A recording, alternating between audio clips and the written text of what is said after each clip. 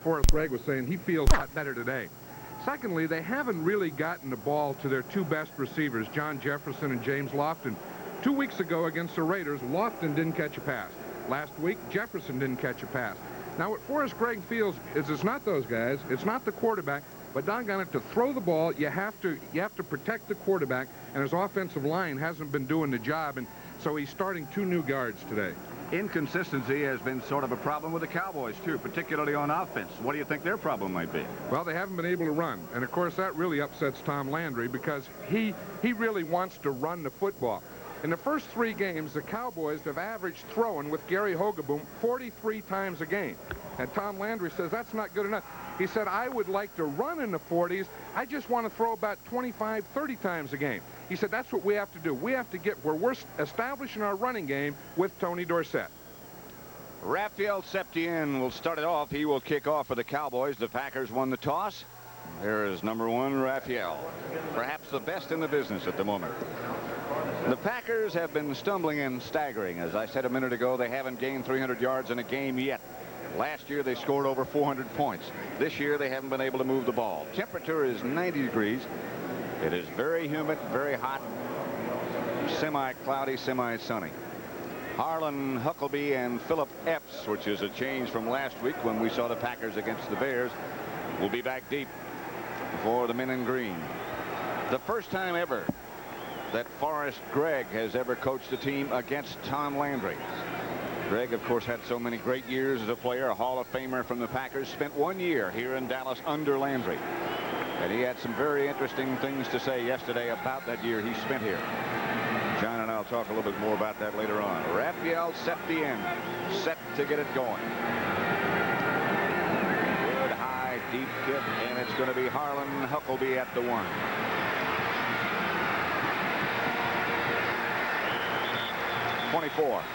Jeff Rohr made the stop. Let's look at the offense for Green Bay. Dickey, Ellis, Clark. The backs and Lofton and Jefferson, of whom John Madden just spoke. Up front, those changes. Lewis at tight end. Swanky, Huffman, McCarron, Hallstrom, and Huffman. Well, let's check that. There can't be 2 Tim Huffmans, can there? Now, Tim Huffman's playing left guard. Greg Cook is the right guard. The right tackle. The right tackle. 68's the right tackle. Right. First down and 10 from the 24. The Packers will operate with Lynn Dickey at quarterback and Jesse Clark the lone running back. And he gets the ball. Second-year man from Arkansas gets out to about the 25 and got about 6. Let's look at the defense now. The Cowboys, as you know, play the flex, play a 4-man front. Jones, Dutton, White, and Jim Jeffcoat, who's been playing very well. The linebackers, Hegman, Lockhart, and Dickerson. Lockhart in place of Bruning in the middle. Secondary, Walls, Fellows, Dexter, Clinkscale, and Michael Downs. It'll be 2nd and 4 as Clark got 6. Lynn Dickey is number 12. Clark again, left side, Randy White. Well, you know, we're talking about that Packer offense, and what Forrest Gregg is trying to do is get some big guards in there. So he's starting Tim Huffman and Ron Hallstrom, 2 big 280-pound guys, and they've been tackled, so they're not only starting for the first time, but they're coming in there and they're playing that guard position. Both of them have played guard before, either in college or earlier in their pro career, so it's not really that strange to them. 3rd down and 3. How'd you like to be Tim Huffman and say, you know, your first start, you're playing left guard. That's the good news. The bad news is you have to play against Randy White all day. Cowboys showed blitz and didn't do it.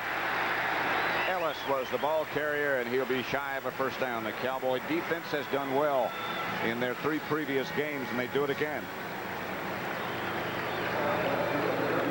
Here's Ron Hallstrom at number 65. He fills out that uniform okay. Indeed. He was a #1 draft choice of the Packers 3 years ago. Deep man is Gary Allen for Dallas, and Bucky Scribner, number 13, will punt for the Packers. He leads the NFC in punting average. He did a good job last week against the Bears. He's left-footed.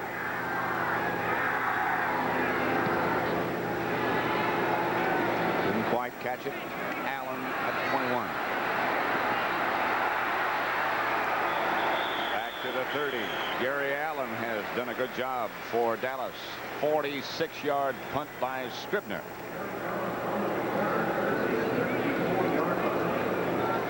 Those of you who just watched the Los Angeles Rams beat Cincinnati 24-14, welcome to Texas Stadium. Pat Summerall with John Madden, where we have 12 minutes and 41 seconds left to play in the first quarter. There is no score here. Cowboys' first offensive effort. Green Bay couldn't move it. Gary Hogeboom, the quarterback. To Springs. Lost the football. He was flagged right at the line of scrimmage, but the Cowboys got it back. Rafferty came up with it. The Cowboys really are trying to start some running here. They started the game, that first play, they had 2 tight ends in there, Pat. Cowboy offensive backs and receivers. Hogeboom, the quarterback. Dorsett and Springs, the runners. Wide receivers, Mike Renfro and Doug Donnelly. Up front, it's Cosby, a tight end. Posderick, Scott, Rafferty, Peterson, and Cooper. 2nd and 12. Hogeboom to Springs again. Got back what they lost on the previous play. Stopped by Alfonso Carricker. On defense, Carricker, their #1 draft choice, Terry Jones, and Humphrey, the defensive ends. Linebackers, there are 4 of those: Anderson, Scott, Cumbie, and Douglas. The secondary, Lee, Lewis, Mark Murphy, and Tom Flynn, the rookie. It'll be 3rd and 7.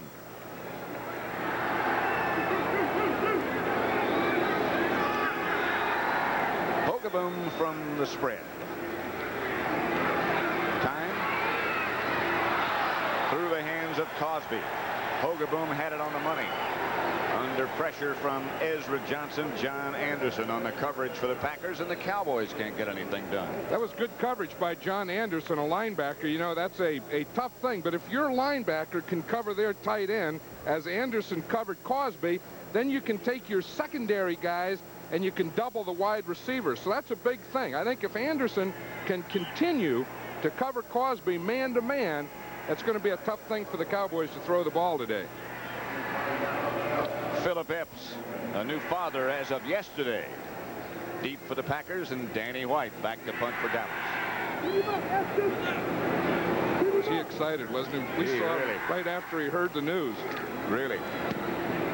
White. Epps, fair catch, 26. 36-yard punt, no return, as Danny White held it up into the sunshine. Epps signaled for the fair catch. Score is 0-0 at Texas Stadium. 0-0 between the Packers and the Cowboys. Pat Summerall and John Madden at Texas Stadium. Both teams have had one go at it. The Packers couldn't move. They had to punt. The Cowboys had the same thing happen to them. Yeah, the Cowboys are playing first down here with their 4-0 defense. They must expect pass. Well, if you're playing Green Bay, I think you have to expect that with Jefferson and Lofton. Dickey gets it out to Ellis. Ellis has a blocker in front. There is a penalty marker down. Flag on the opposite side of the field, but I think it was Too Tall Jones who might have jumped offside. I do too. I think Too Tall jumped. So the Packers, that was a free play for the Packers. You just go on and take it. If you get the good play, you got a first down, as they did to Ellis that time, and if you don't, you just play it over again. So that was a good situation for the Packers. Defense, left side. Penalty will be declined. First down. That was Too Tall Jones. Watch him here, number 72. See, he just starts a little early. Too Tall wanted to go helmet to helmet there with Greg Cook, and he just heard, boom, he said, I want to get going. I can't stay in this stance all day. By the way, Bob McElwee is the referee. Packer offensive center is Larry McCarron. The lone setback is Gary Ellis.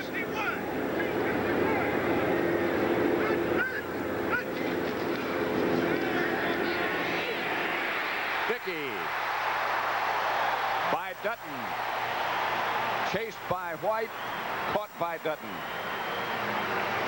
That was the thing that Forrest Gregg was saying. He said, our offensive line is just being dominated in there. He said, we don't have time to pass.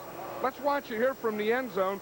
Here's John Dutton right here, number 78. He starts in. He sees him going to the outside, and he just comes in right there. Dickey looked like he was ready to throw. He gave it a pump, had to bring it back down, and when he did, there was Big John Dutton. 2nd and 18 for Green Bay. Line of scrimmage, their own 31.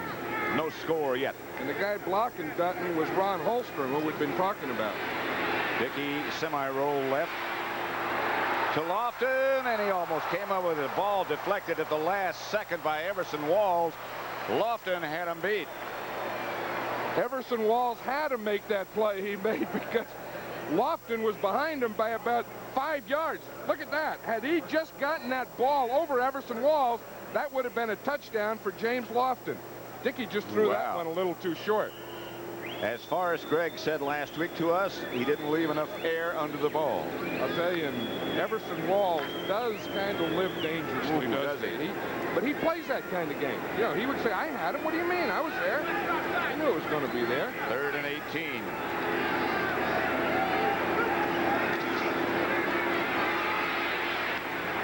Knocked away.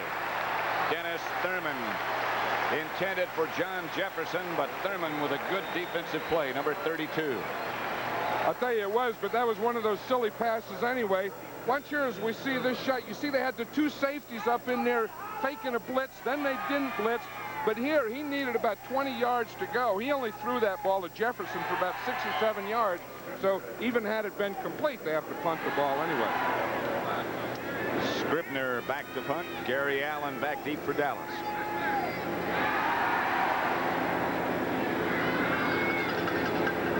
A lot of time for Bucky and a high kick. Allen, fair catch, 31-yard line for Cowboys, and that's where they'll start their offensive movement. Green Bay nothing, Dallas nothing. Nothing between the Packers and the Cowboys, but those are finals. Atlanta rolling over Houston 42-10. A couple of other finals we'll update you on in just a minute. Kenny Newsom is in the game for the Cowboys. This is Springs. Springs gets nothing as Tim Lewis comes up from the Packers secondary to make the initial hit. You know, one thing about the running game of the Cowboys is that left side of their offensive line still isn't settled. Phil Pozderac is starting now at left tackle, but Howard Richards still alternates that position. At the left guard, Herb Scott starts, and Glenn Titensor comes in every other play. So, you know, when you get different guys in there all the time, it's really tough to get it coordinated early in the season. 2nd down. Hogaboom back. To Springs, incomplete. Had it in the basket. Let it slip away. Tim Lewis was out there with Springs. See that? He leads the NFL in passes thrown with 130, but his head coach doesn't like that. He said, that's not the type of offensive game that I like. He said, I like to run more. But then you say, well, if you call the plays, why do you pass more? Because the running hasn't been successful, so he's been forced to go to more passes than he wants to. And he's going to be forced to go in that direction again, as Hogaboom will operate this time out of the spread formation.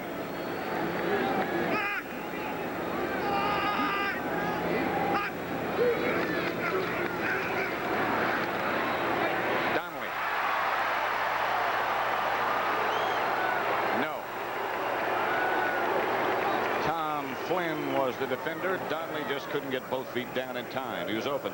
I'll tell you, it was close, though. It took that official a while. He wasn't sure if he was going to give him an in or an out or what. You know, of course, the rule is both feet have to be in bounds. Pretty good protection here by the Cowboys. You see, one of the guys was Doug Cosby protecting. Look, 1, 2, wasn't even close. If this had been a college game, it would have been good. He had that right foot in. So the punter is Danny White. Back deep is Philip Epps. He can really run. He'll have a chance. Epps is dragged down quickly by Vince Albritton.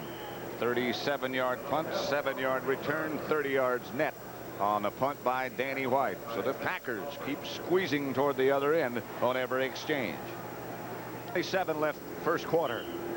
Packers have the ball their own 38. This is what we were talking about earlier. Look at those Packers. 25th in rushing, 27th in passing, 28th overall. But on the other side, the Cowboys defense is 4th overall, which is pretty good for them. 2nd in the NFC. They were never that high last year. No. Here's Dickey back to throw on 1st down under pressure under Randy White.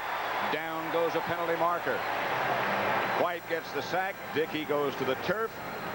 And there's going to be a holding call, I'm sure, against the Packers.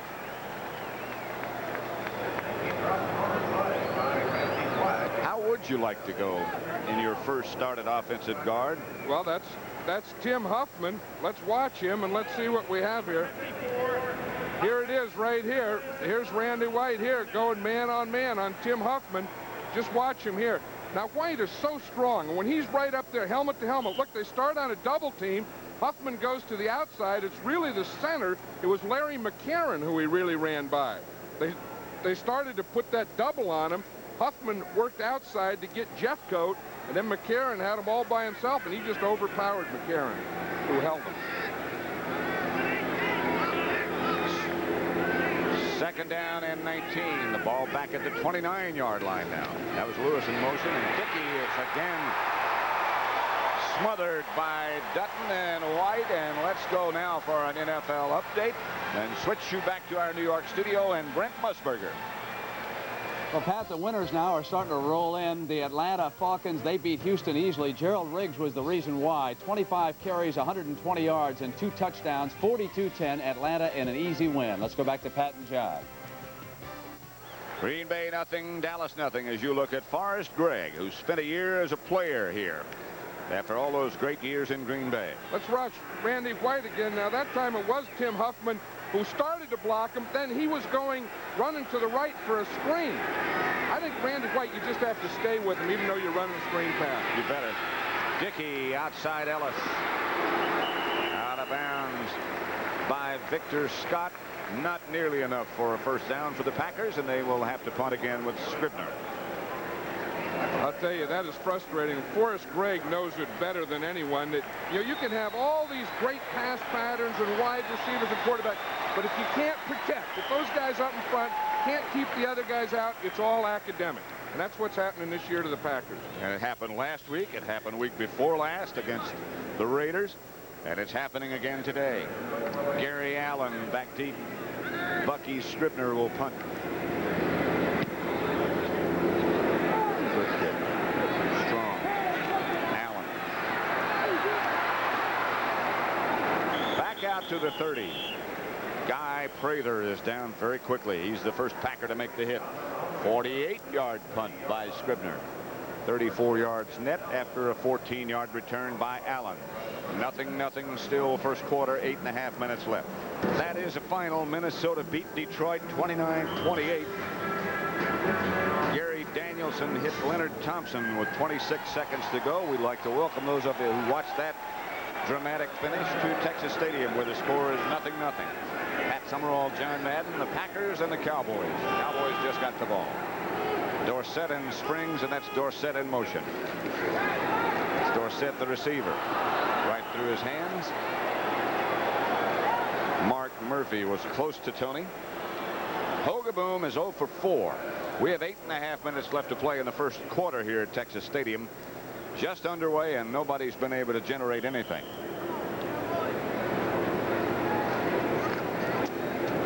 This is a final score. The Saints came back to beat the Cardinals 34-24.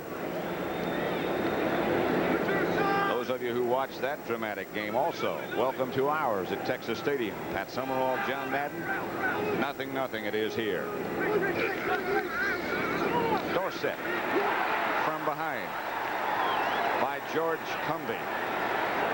Very sluggish looking offensive effort by both teams so far. I'll tell you, the Cowboys have been sluggish all year offensively. Remember, we had them in the preseason against Houston. We had them early in the season, and now they just don't look like they're hitting on all cylinders. Tom Lander says they want to run, but every time they run, they hand the ball to Dorsett, they lose 6 yards. And to be honest, they aren't very good right now. Especially on offense. Landry looking on, concerned, obviously. Renfro is wide to the left. Kirk Phillips and Donnelly are to the right side. Out of the shotgun. And nothing doing. Renfro was the intended receiver. The ball was high from Hogaboom. Estes Hood was the defender, and again Danny White will come in to punt. He may do more than punting if this continues. As far as Greg, I know what he's thinking. He is upset about that pass protection. You take an old offensive lineman like Forrest, a Hall of Famer. He's been there. He knows you have to block. He knows what it takes to block, and he knows that his guys aren't getting it done today. I don't think they've touched Randy White more than a couple times. Doesn't look like it. And Dutton. Big John Dutton flew past him. This is Danny White, and that's Philip Epps. White got this one. Chases Epps all the way back to his 20-yard line. Down quickly, the Cowboys, tripped up at about the 29 by Jeff Rohr. 54-yard punt. Steve Diassi, number 55, also down quickly for Dallas. Good kick by Danny White. So the Packers will take over at their own 30-yard line now. 7:32 left first quarter, no score as yet. Green Bay has the ball. Lynn Dickey has tried to pass 6 times and has been sacked 3 times. Packers have gained 11 yards. The Cowboys have gained 1. Jefferson goes in motion. Ellis, a couple. Another final score. The 49ers stay unbeaten. They beat Philadelphia 21-9. Those of you who've been watching that victory by San Francisco, welcome to Texas Stadium, where the score here is 0-0 between the Packers and the Cowboys. San Francisco 4-0 now. Are they that good, John? I think their offense is that good, and I don't know that there's anyone in the NFC that's going to test their defense that much to prove that they're not. They keep the ball a lot, don't they? Dickey, Jefferson, first down Packers. Eugene Lockhart made the hit that brought him down. 12-yard gain. That's the first pass that Jefferson has caught in 2 weeks. I think that's the first down that we've had today, and you know, I see Paul Kaufman's in there now at tight end, the Green Bay Packer all-pro tight end. That's another one of the problems. They haven't had Kaufman, so the defense has been able to just cover the tight end with a linebacker and really double up on Lofton and Jefferson. Dickey fakes, throws. Lofton, the intended receiver, deflected again by, I think Ron Fellows and Michael Downs might have both gotten a hand on it.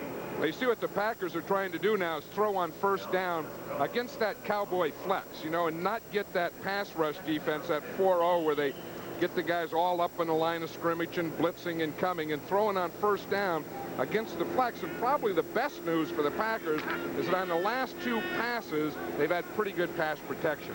They'll get the flex again now on second down, 2nd and 10. Going a quick count. Complete. Jesse Clark, the intended receiver. Eugene Lockhart, the defender. Incomplete. Dickey threw behind him. Now it's a total different look. Now on 1st and 2nd down, he had that flex defense. Now he gets what the Cowboys call 4-0. That's going to be their 4 defensive linemen up on the line of scrimmage, 7 defensive backs, and with or without a blitz. And I would think with Dickey, as immobile as he is, he'll probably get a blitz. Those 4 down linemen include Smerrick instead of Dutton. Jeff Coat, White, Too Tall Jones, the others. And here comes the blitz by Downs over the head of Lofton from Dickey. He saw it coming. He saw it coming. He probably anticipated that as we did, because you know one thing about Dickey, everyone is going to pressure him up the middle. Look, Smerrick gets over the center. Here comes Downs right up in his face. You know, he's not going to run out right or left and push that pocket right back into him. That's what everyone in the NFL does against Lynn Dickey.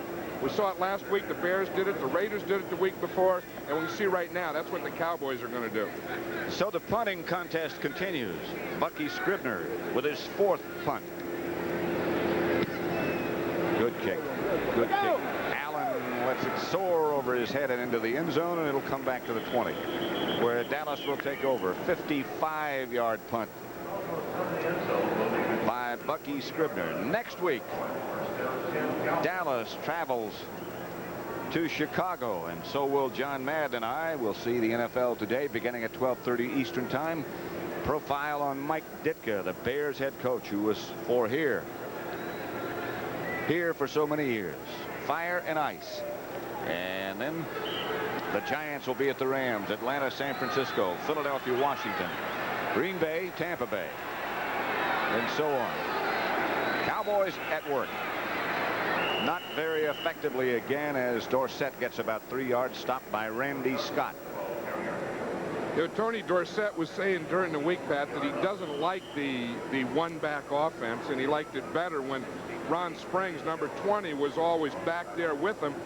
The Cowboys have been using a lot of one-back, where they put Ron Springs up on the line of scrimmage, and Dorsett says, you know, when you're the only guy back there, you got a lot of eyes on you. And not many guys blocking for you. Linebackers running. Here they're in the I-4. Oh, now they get out of that. So here's what he doesn't like. 2nd and 7. Hogaboom to Cosby. Stays on his feet. Cosby into Packer territory to the 42. Tom Flynn made the initial contact, but Doug Cosby, with a big size, 6'6" and 235, maintained his balance. Watch him. That's the thing with being 6'6", so you can catch the ball in front of the safety and blurt him out. You see him? And then old Flynn comes up. He goes, whap, I'm a rookie. I'm going to hit this big tight end. He just bounces right off him. Cosby turns it up and gets upfield.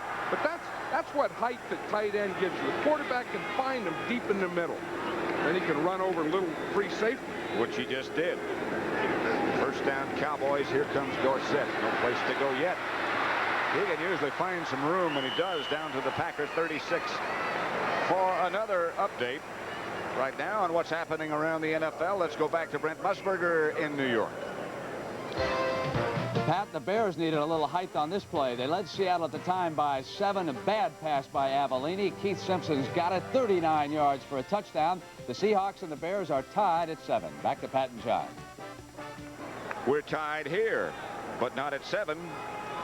At 0-0. 2nd and 5. Ball at the Packer 36, and Dorsett again. Close to a first down. Douglas and Cumbie hit him. That was an interesting play on that one. Doug Cosby, the tight end, lined up outside at the left, and he came in and trapped in the middle for Dorsett. Let's see if we can see it here. We're going to come here. Now, Dorsett is going to run the ball right here. Now, here's Doug Cosby right here. He's going to come and trap in here as Dorsett runs off the play. Watch it. Here comes Cosby. Boom! He gets that trap in there. Nice hole for Tony Dorsett. So he kind of waited there for that trap. Cosby's trap on Douglas. Here's Dorsett again. Room again. To the 25.5, maybe. Gary Hayes made the stop. That's what Tom Landry was talking about. You know, that they can do this. Run the ball, run the ball, run the ball. Make you anchor in there on defense, and then throw it as a mixture. He'll take that. Dorsett got 5 yards on each of his last carries. Look at Tom. He's looking at that list, see if he can find any more of those good runs in there that may break Dorsett. The grocery list. I like this one. 2nd down. Hogaboom with time gets the ball out to Springs, and Springs gets inside the Packer 20 to about the 16. Another Dallas first down as Forrest Gregg looks on. 9 yards from Hogaboom to Springs. The Jets 28, Buffalo 26. That's the final. Cleveland beat Pittsburgh 20-10. The Browns' first victory of the year. Pittsburgh had been the only team in the AFC Central Division with a victory up until then. First down. Ball is at the Packers 16. Hogaboom has Dorsett deep behind him. Gives to Dorsett. It's inside the 15, about the 14th, before Randy Scott knocks him down. The Cowboys are doing a lot of this now, but, you know, bringing someone from the outside into trap. We saw a couple plays ago. It was a tight end. It was Doug Cosby. That play, number 20 there, Ron Springs came in and trapped in the middle. Those poor defensive linemen and linebackers in there, they're getting it from all angles now. It used to be, well, it wasn't never easy, but it used to be you didn't have to worry about the outside guys coming back on you. Well, you kind of knew it'd be someone pretty close to you come and get you. Now they come from all over. Hogaboom trips, stumbles, lofts, Incomplete for Dorsett. Anderson back there with him.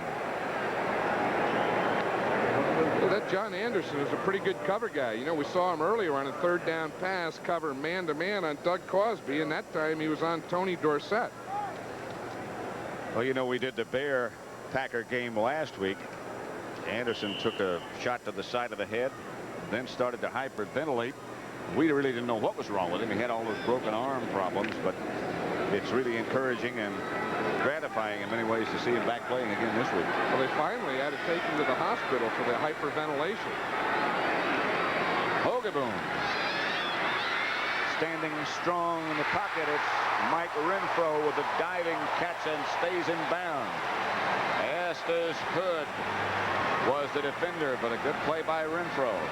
Looks like Estes Hood gives a little too much cushion at the end. We see him there. It's okay. He hits in the first 5. And right now, maybe Renfro pushed off a little, and Hood just couldn't react back. The big thing that Renfro did right at the end of that pass is work back towards the quarterback. That got him a little more room. And that'll make it 1st and goal from the 3.5-yard line. How we get into football, I mean, guys down there in the pits, a lot of guys, tackles playing tight end, stuff like that. Newsom and Dorsett are now the 2 runners. Newsom tiptoeing to about the 1. Mark Lee and Mark Murphy were the first 2 in green, the Packers, to hit him. Dorsett looks like all the time between plays, and even sometimes during a play, that his next step may be his last one, but he just kind of waits for, you know, when you really need it. He always saves a little, you know, to boom, you know, to pump something in there. Newsom and Dorsett are the runners, and let's see what Dorsett might do. He should get it. Springs in motion. It's Newsom. Newsom does get it. Touchdown Cowboys, and they lead 6-0.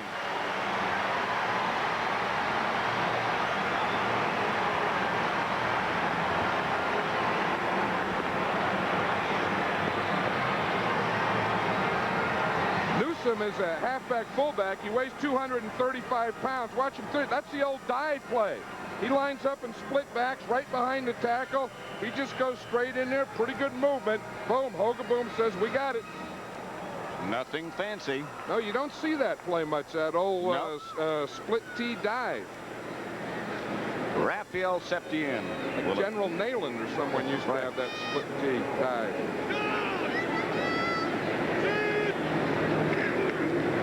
Septien.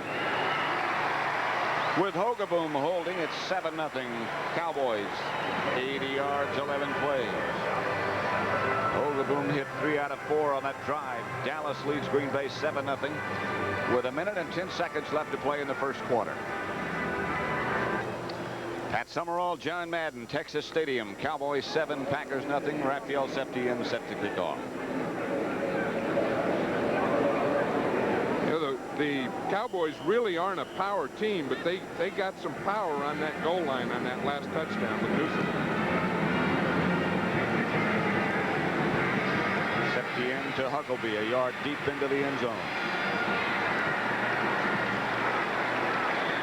There's a penalty back here, Pat. I think the Cowboys kicking team was probably offsides. I think it was a man right next to the kicker who might have, he started a little bit deeper than the Septien did, but Jeff Rohr. Jeff Rohr, and he's from Yale. Right. Guys from there shouldn't be jumping off sides on a kickoff. Well, let's see what happens. The flag is way back. Septien is also back on the field. Bob McElwee, the referee. I would imagine the Packers will have him kick it over again. Yeah. The big Greg Cook, he says, yeah, have him kick it over again from 5 yards deeper. 32, kicking team, re-kick with a 5-yard penalty. Is not Jeff Rohr. I didn't think it'd be Jeff Rohr. Dennis Thurman. Well, he's from USC. I don't know, a guy from Yale, a guy from USC. Let's go back and look at the touchdown. Yeah, let's watch that touchdown again and see here what the Cowboys did is they take their right guard and the right tackle, and they're going to double Alfonso Carricker right here. and then Newsome runs right in behind this power block. But watch the job they do here. It's Kurt Peterson, the right guard, Jim Cooper, the right tackle. Now watch them start on a double. See it right there? They just get him going right back. Newsome gets right in behind him. They just power that whole pile right back into the end zone. That's power football. Cards and back. That's why they scored. Peterson's Cooper. Septian again. Kick is again deep to Huckleby at the goal line. To the 25, maybe the 26. Carl Howard made the stop, and for an NFL update, let's go back again to Brent Musburger in New York. Pat, hats off to Walter Payton. 46 yards in 9 carries, and now he has passed Franco Harris. He has pulled within 289 yards of the great Jim Brown. Oh, yes, he's also thrown a touchdown pass today. Back to Pat. Back here at Texas Stadium with 50 seconds left to play in the first quarter. It's the Cowboys 7, the Packers nothing. Those Bears aren't bad. They'll get better when they get Jim McMahon back, too. Pitch out to Clark. Around the left side. Got about 6. Dexter Clinkscale came up to make the hit that stopped Jesse Clark, who's been bothered for a couple of years now by a chronic turf toe. There's Dexter Clinkscale. He was saying the other day that he's a born-again football player. But in the offseason, he just decided that he's going to be a football player now, put his whole heart into it, and said, I'm born again football. He has the ability. Here he comes up the force, and Dexter Clinkscale, after too tall Jones trips up the ball carrier, Dexter is right there. Jesse Clark. That's what they like. You know, that's the thing. To run the ball, you have to stop penetration on the line of scrimmage. Now watch Too Tall here. You see, he just made a nice inside move. I'm not sure how they were going to block him. It looked like Greg Cook, the tackle, worked to the outside. Too Tall worked to the inside. And if you're going to run to that side, you better get Too Tall blocked or you're not going anywhere. 3rd and 7. 10 seconds left to play first quarter for Green Bay's offense. Nothing has worked so far. No flags. They got back. Dickey. Pass intercepted by Thurman. Intended for Jefferson. Dennis Thurman stepped in front.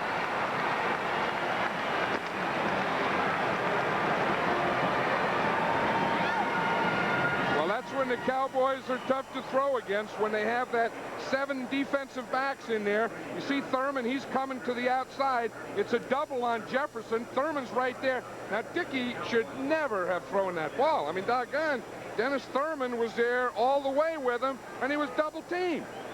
He never was open. Not at any point. 7-0 Cowboys over the Packers. The end of 1.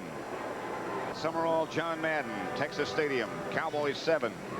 Packers nothing.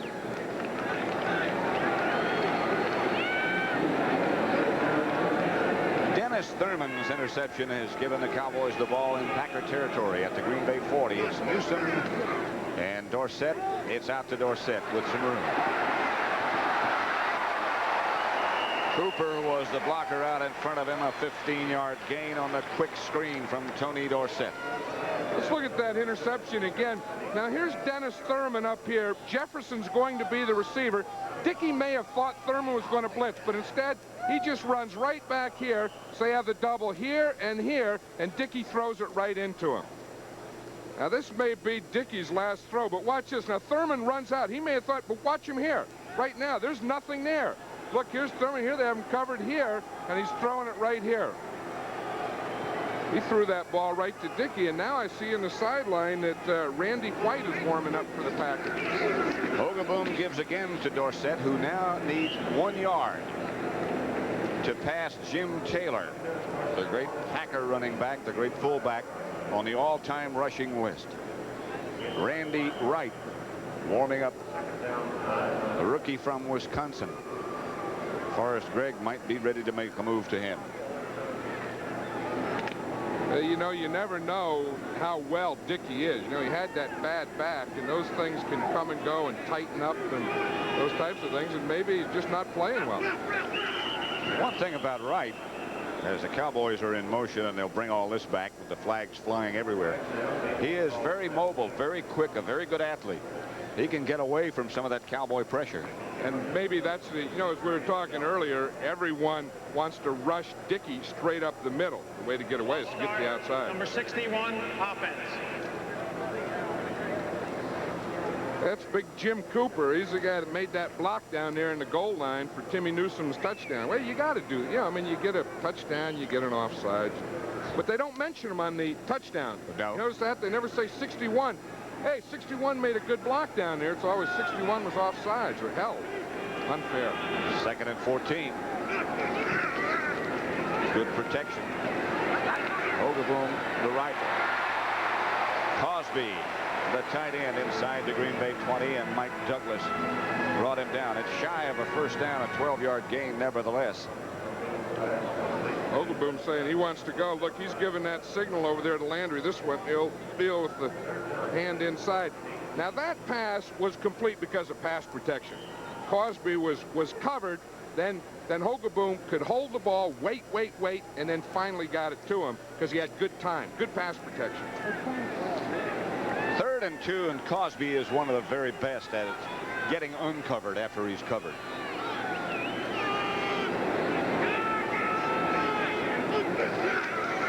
Hogaboom. Cosby. First down at the 10.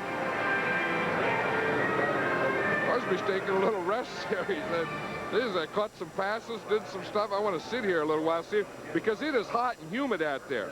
Cosby's trying to get a little oxygen off that ground. He just comes across here underneath, catches the ball. It was 3rd and 2, picks up about 4 or 5 yards in the first down. Hogaboom watched Cosby all the way. Just outside the 10, so it's 1st and 10 from the little 10.5-yard line. Hogaboom started 0 for 5. Since then, he's 6 out of 7. So now he's got the hot hand. Packers blitz. Newsom inside the 10 to about the 8. Bill Neal, the nose tackle, stopped him. Now the Cowboys are getting into the type of mixture. They're starting to get a little push in that middle. They're starting to get a little run blocking. And now Tom Landry, in calling his plays, can go to the mixture of run and pass. There's Tom. It's 90 degrees, humid, hot down there. He still has that hat and sport coat on. Coat and hat. He won't even sweat. Won't admit it. Hogaboom tried to get away, is in the grasp, and now he is down in the grasp of George Cumby. There was one. He was waiting there. He was looking in the end zone, and the Packers know this is a team. Even if a team doesn't blitz much, this is an area that they want to blitz. So much they bring both their inside linebackers to the left. And we see that they started both Cumby and Scott there, and Cumby was the guy that was free. But they took both their linebackers and put him over one guard. 3rd down and 13 for Dallas. They lead 7-0 over the Packers with 11:45 left to play in the first half. Well, there's nothing you can do to excite this crowd, huh? Not today. Touchdown, Mike. Hogaboom has nothing. Estes Hood was the defender who might have had a shot at it for the Packers, but there was not a receiver anywhere in the area. Well, I think the thing is, it was Doug Cosby again who was down in the end zone who he was looking at. It looked like he expected Cosby to break out to the right, and Cosby just stayed there and hooked. Cosby looks a little tired. See him going off the field? Look, his shirt tail's hanging out. Man, he's a National League guy. Yes, he is. Raphael Septien. Hogaboom is the holder, and of course he's the thrower. Septien hit from 51 yards out last week. He had 3, missed 1. Hogaboom the holder.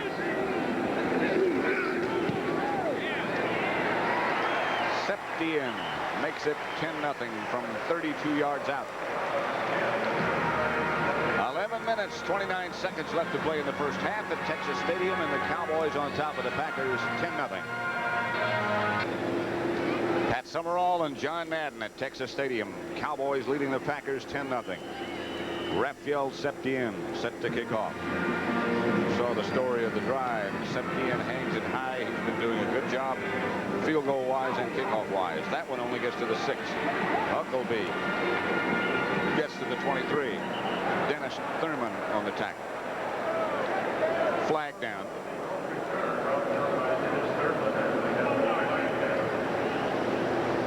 After that last series, we did see Randy Wright was warming up in the sidelines, but now he's back standing up there with his helmet off. Lynn Dickey has his helmet on, so he's going back in as quarterback. And here comes Dickey. See what the penalty is about from the referee, Bob McElwee. On the run back, half the distance to the goal line, first down. John Dorsey was the culprit.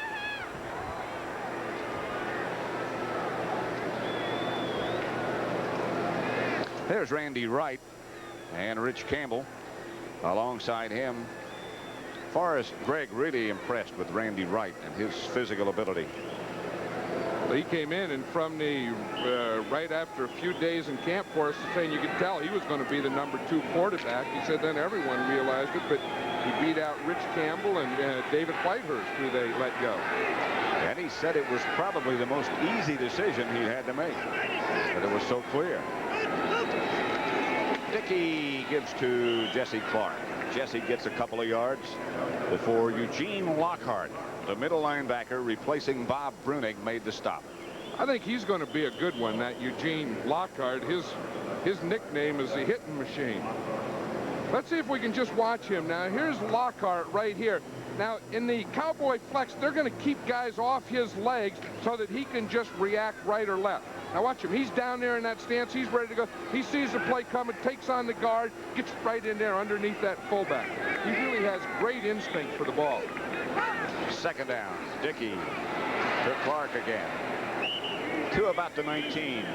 Billy Cannon was one of the tacklers, the Cowboys' #1 draft choice. Jim Myers, the silver-haired gentleman, talking to the offensive line group. Tom Rafferty is the man closest to you.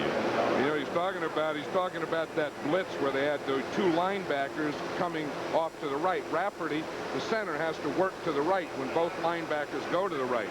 You know, the guy, see, Doug Donnelly, he gets to sit in front of the fan because he's a wide receiver. The linemen, they have to get up because they're heavier and they sweat more.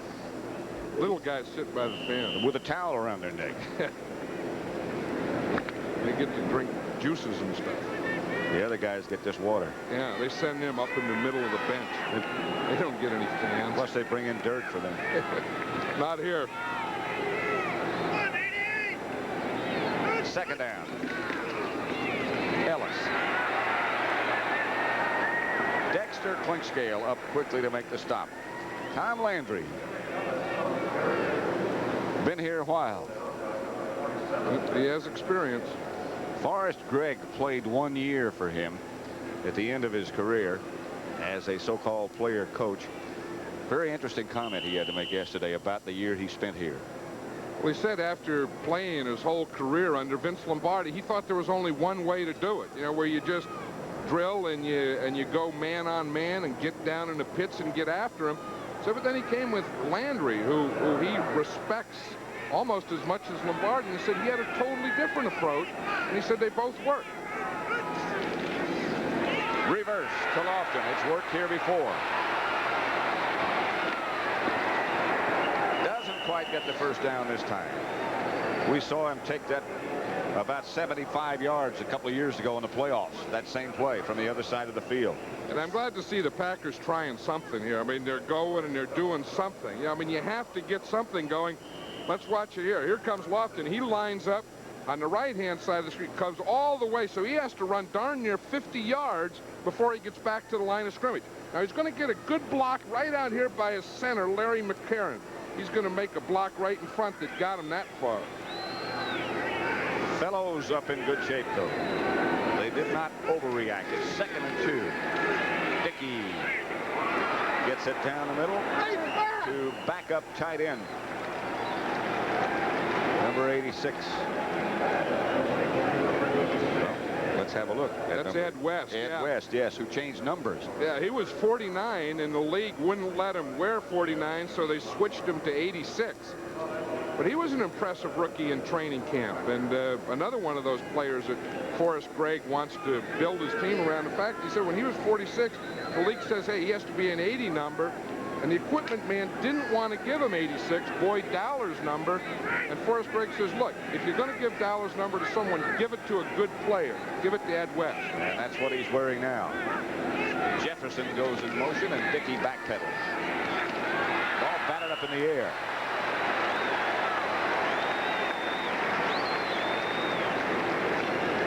Too tall Jones and John Dutton, both of whom stretch up to about 6'8" or 6'9", both got their hands up in the air. And you know, for any quarterback, it's always tough to throw to the right side against the Cowboys because those guys are so tall. You see, they have pretty good protection. Those guys didn't even make the picture, but when you're 6'8", 6'9", you just put your hands up, you're 7'6", and boom, you knock a lot of balls down. 2nd and 10, 8:14 left to play in the first half with the Cowboys leading the Packers 10-0. Jefferson again in motion, and Dickey is overwhelmed by Michael Downs, who came on a safety blitz. That's the 4th sack. Look out. I'll tell you, Michael Downs hit that thing perfectly. We're going to see it here. He's going to be coming into the picture, and just let it run a little, and we're going to see him time this thing. Here, stop it right here. Here's Downs. Now he's going to try and hit this hole just as the ball snapped. The middle linebacker's coming here. Here comes Downs right through here. He's going to hit Dickey. They don't even touch him. Watch him how he times that thing. The guard blocks out. The center blocks out. Boom. Here comes Michael Downs right up the middle. As you say, they did not touch him. 3rd and 17. Blitz again showing. Dickey by White and Downs again. 5 times he's been sacked already. And it's not Dickey's fault. He has no chance. That's a tough one to do.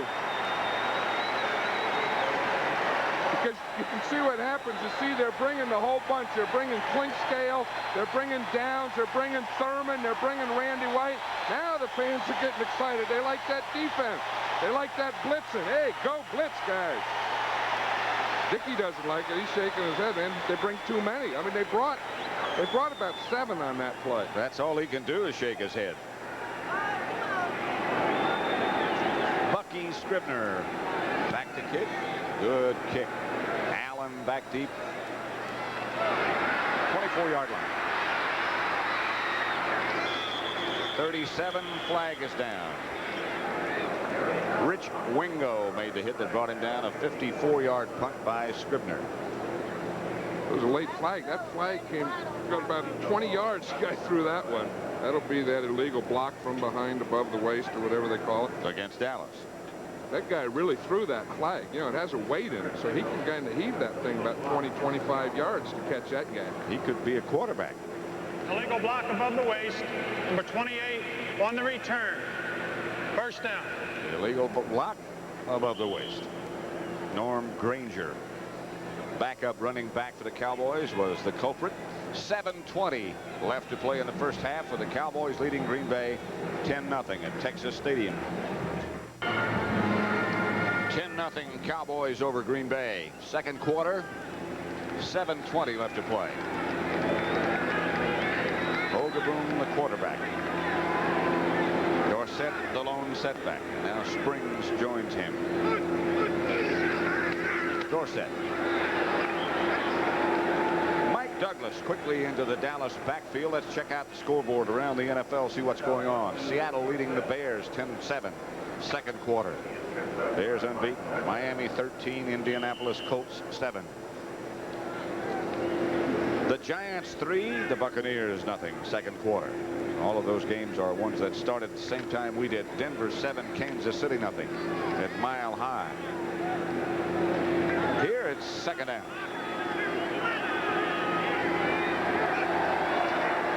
Ogaboom fakes to Dorsett. Has plenty of time. Has Cosby open. Cosby stays on his feet, absorbs a blow, and hurls that big long body for about 4 more yards. That was the old Washington Redskin play. To see that, they they're going to pull the guard and tackle to the right. Watch the guard and tackle pull. You see him coming across. The other guard pulls that way. Hogaboom fakes, comes out with the guard on this side, and then throws that bootleg across to Cosby.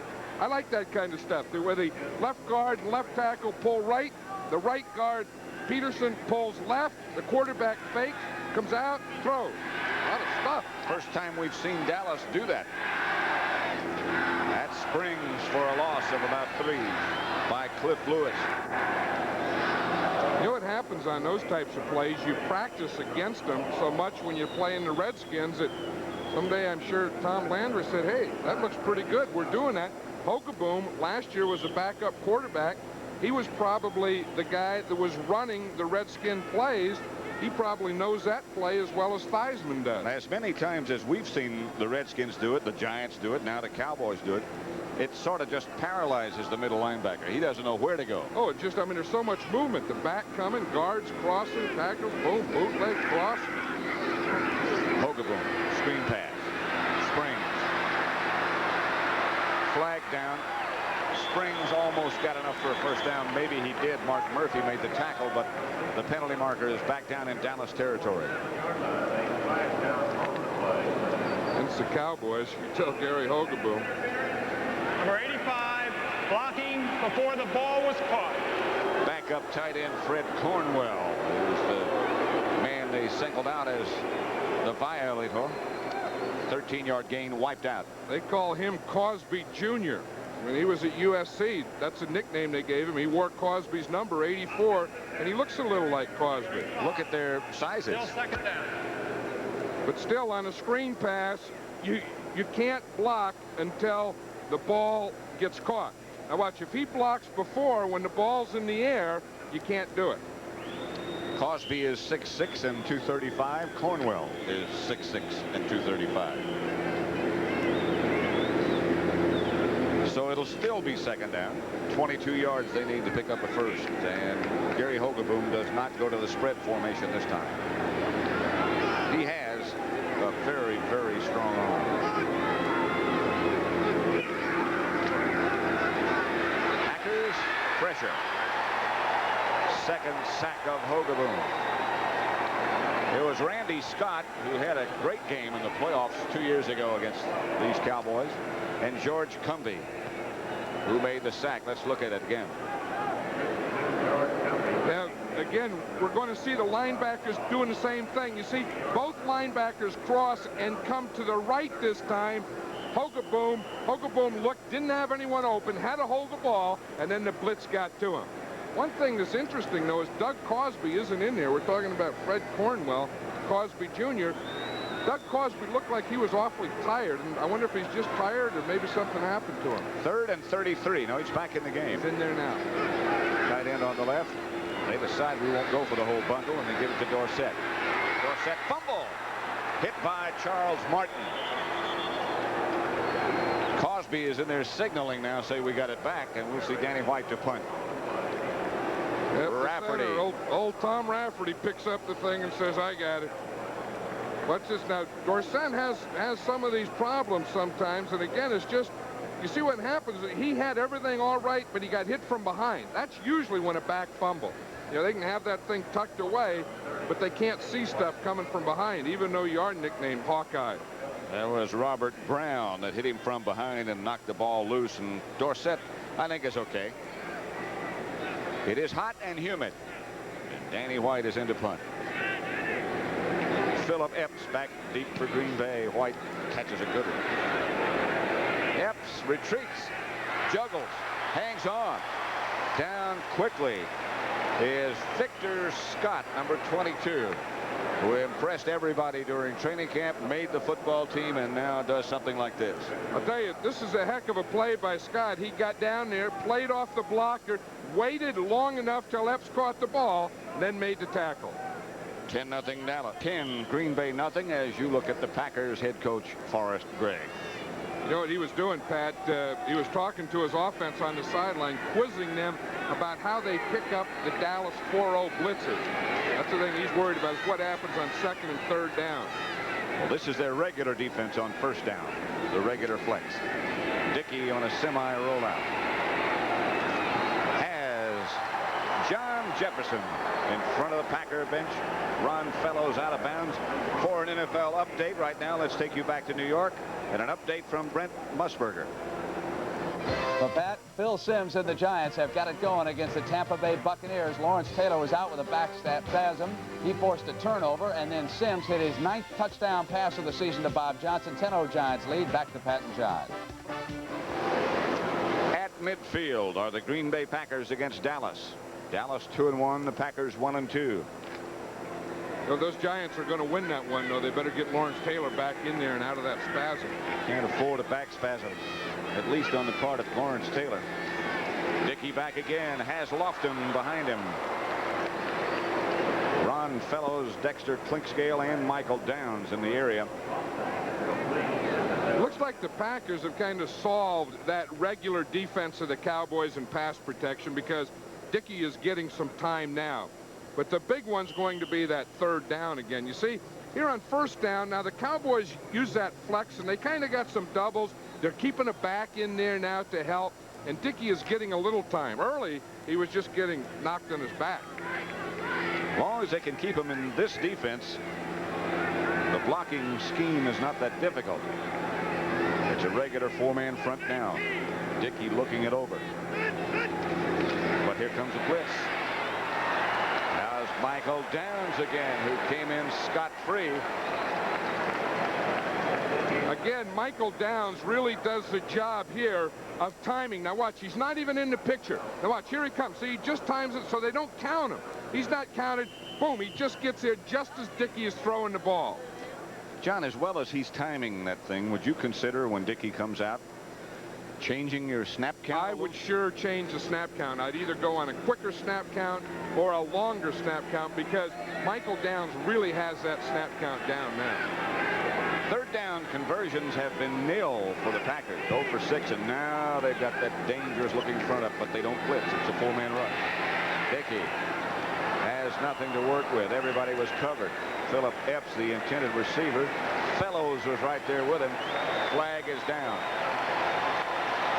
Watch this now. There is no blitz there, but watch your pressure. Randy White, 54, gets right here. Watch him. He keeps fighting. He's down. He rolls, and he rolls right up on Dickey's legs as he's throwing the ball.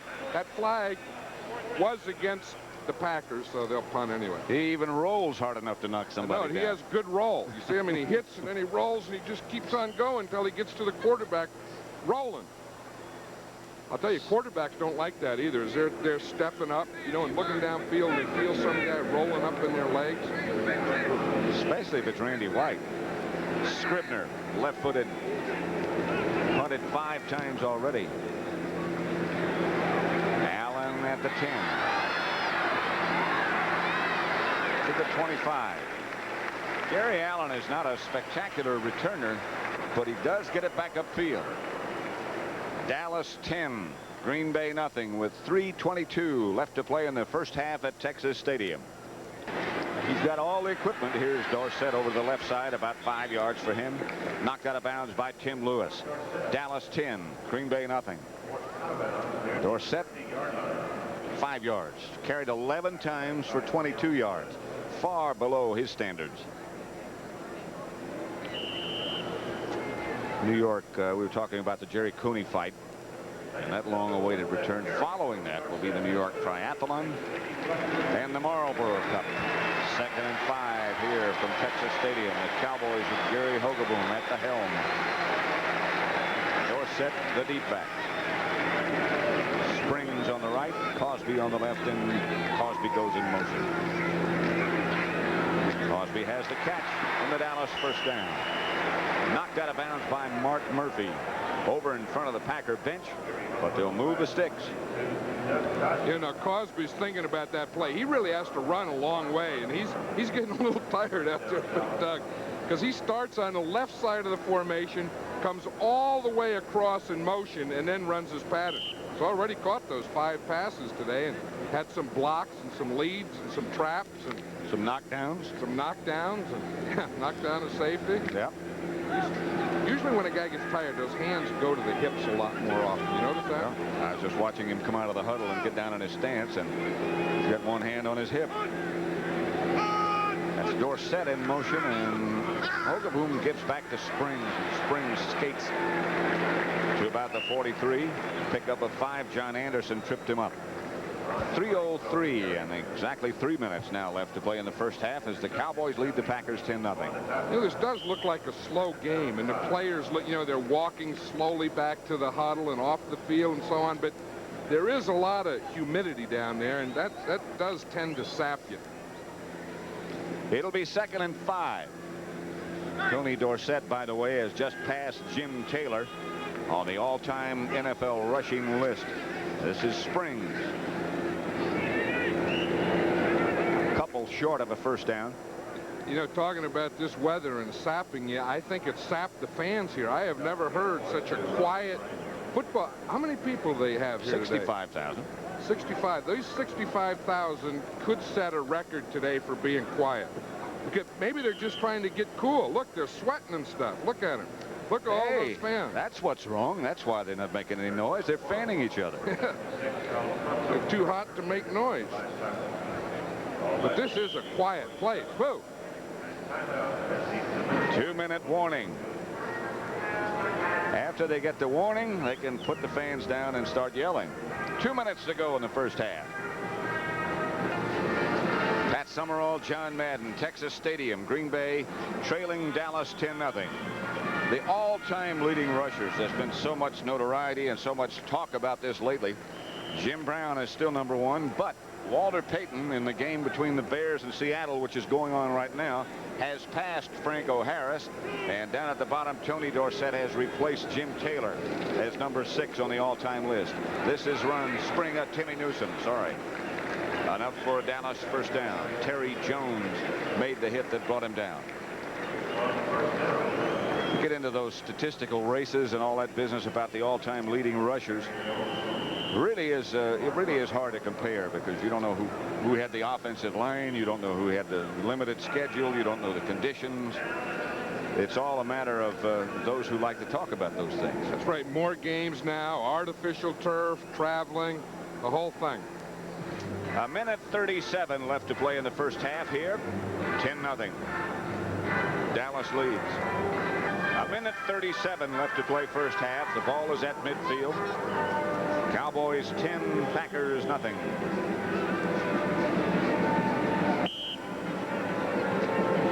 The Cowboys would probably like to run out the clock here and score. You know, you never want to just run out the clock with a 10-point lead, but I think they would like to keep the ball away from the Packers and at the same time score a touchdown. They need about 15 yards to get within range for Septien. Obviously, they need half the distance down the field to get where they can score a touchdown. Hogeboom setting up the screen. Almost picked off by Ezra Johnson.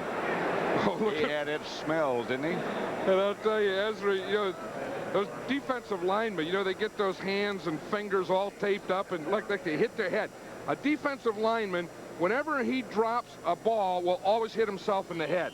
That's your natural reaction, but they don't get a chance to catch that thing. Look, he got his fingers taped up, his hands taped up, and the ball was right to him, and he dropped it. That's how he hurt his fingers, hitting himself in the head. Yeah, but they always do that. If you watch a defensive lineman, when he drops a pass, will always hit himself in the head. Second down. They need 10 from the spread. Packers blitz. Hogeboom, nothing doing. Pass almost picked off by Tom Flynn. He couldn't find a handle. Somebody else almost got the rebound, John Anderson. He couldn't hang on, and Hogeboom was lucky he didn't come up with an INT. Flag is down. Hogeboom was hit late, I think. I think he was. I think he was hit just as or just after he threw the ball. That'll be a 15-yarder. Personal foul. Roughing the passer. 94 defense. First down.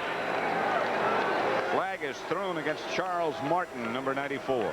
Let's watch it here. Now, we see the breast. Here's 94 right up the middle. Look, he's going to come right up the middle after a spinner. And we saw he did hit him late. I mean, Hogeboom threw the ball. The camera went with the ball, and the guy still was in the process of hitting old Boomer there. Oh, good spit for a quarterback.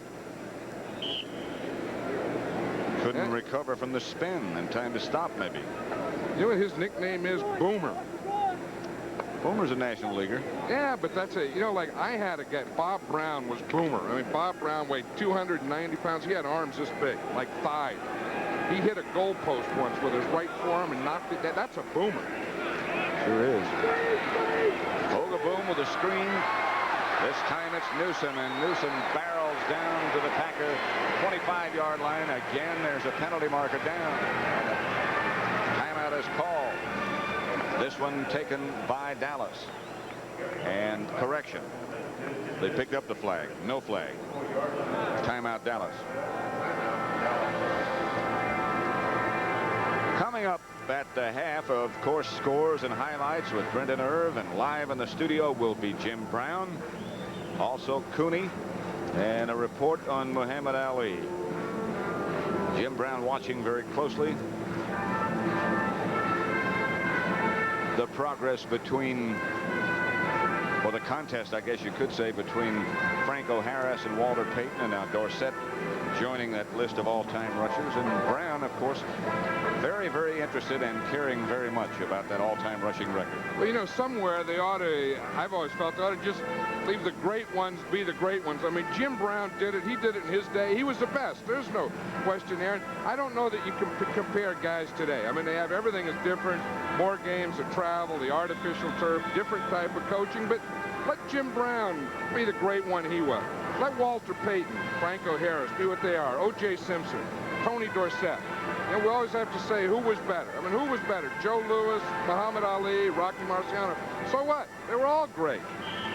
I don't know. And certainly Jim Brown would fit into that category. I played against him many, many times. I know he was great. But the other guys, you know, I've never seen anybody I think would compare with Walter Payton in all phases of the game, too. You're so right. Well, this guy here we're watching today, he'll gain some yards for you. There's Hogaboom gaining some yards for the Cowboys. Tries to get down, gets down to about the 23. Picked up only 2. You know, that was a little thing, but it was very smart. You know, we were talking about fumbles and how most people fumble when they're hit from behind. But watch what Hogaboom does. He feels, now look, he knows someone's catching because he can't run fast. You see him, he looked back, felt him coming, and then put both hands under the ball. Flag is down as the Cowboys go on a quick count. Alfonso Carricker, the #1 draft choice of the Packers from Florida State, made the sack on Hogaboom, who is a little bit slow getting up himself. They were offsides. You know, these guys are getting up slow, and you don't know if it's an injury type thing or just as we talked about earlier, they really are tired out there today. Interesting comment, I thought, that Tom Landry. Number 90, defense, second down. Tom Landry made about Hogaboom yesterday. You ask him how is he doing, what's he doing, and he said, frankly, he's still a young quarterback. He's got a good enough arm and enough ability to get himself out of problems. But once down the road he learns what the mechanics of the game are, he'll be better. That's what they'll do. You know, sometimes they'll make the wrong decision, but they're strong enough and quick enough that they get themselves out of the trouble that they put themselves into. He operates from the spread this time. On second down, the blitz is coming, and Hogaboom's arm is not strong enough to get it there that quickly to Doug Donnelly. He had no chance. I'll tell you, Mike Douglas, the outside linebacker, number 53, he just came free straight up the middle. Hogaboom saw him coming. He just kind of threw the ball away. But that was a blitz that the Cowboys didn't pick up that time. Let's see if we can see it here. It's going to be to the right side. You see, here's 53 coming right now. Hogaboom sees him, feels a whoop like that, and then he does a spin so he doesn't take that hit head on. Herbert Scott comes in with the play. Glenn Keitenser goes out. Third down, 4 they need. 46 seconds left first half. Septien is loose and ready. Hogaboom out of the pocket. Trying, looking, nothing doing. Third time he's been sacked. He gave the official a little shiver. Well, he's not going to give it to the defensive linemen because they're the opponents. He's not going to give it to his own guys, so the only guy around there is the official. But I'll tell you, these guys out there right now are dead tired. You know, some of those big linemen can lose as much as 15 or 20 pounds out there in a day like this, and they look like they're just kind of all standing in mud or something on artificial turf. It is a slow motion game. The quarterback has blood on him. Blood on that hip. Can't be his. I guess it is his. No, look at his elbow. Coming off that right elbow. He's had problems with that all year. He has one of those artificial turf elbows. Septien from 42 yards out. Boom, holding. Septien with 20. 13-0. That one would have been good from 50 at least. He really launched it. How about that guy yesterday for Georgia winning the game with a 60-yard field goal? I'll tell you, and they say that in that game, in the pregame warm-up of that game, that he had kicked one 70 yards. Danny Ford, the Clemson coach, said he really nailed it. In fact, he said the ball's got to be flat. Next week, we'll be at Soldier Field in Chicago as the Cowboys go to play the Bears, and Mike Ditka, Fire and Ice, will be on the NFL Today preceding our game. Cowboys and the Bears at Soldier Field, the first time Ditka's ever faced Tom Landry since he was here as an assistant. When do you get there, John? I'll get there. I leave Tuesday. I'll get there Thursday. Ready. I'll leave Thursday and get there Thursday. No, I'm going to leave Thursday and get there Friday. I leave here Sunday and get there Tuesday to leave Thursday to get there Friday. Yeah, that's it. Well, I get confused when I'm driving, taking trains and stuff. Oh, yeah, well. It's not true you're afraid of the dark. I know that.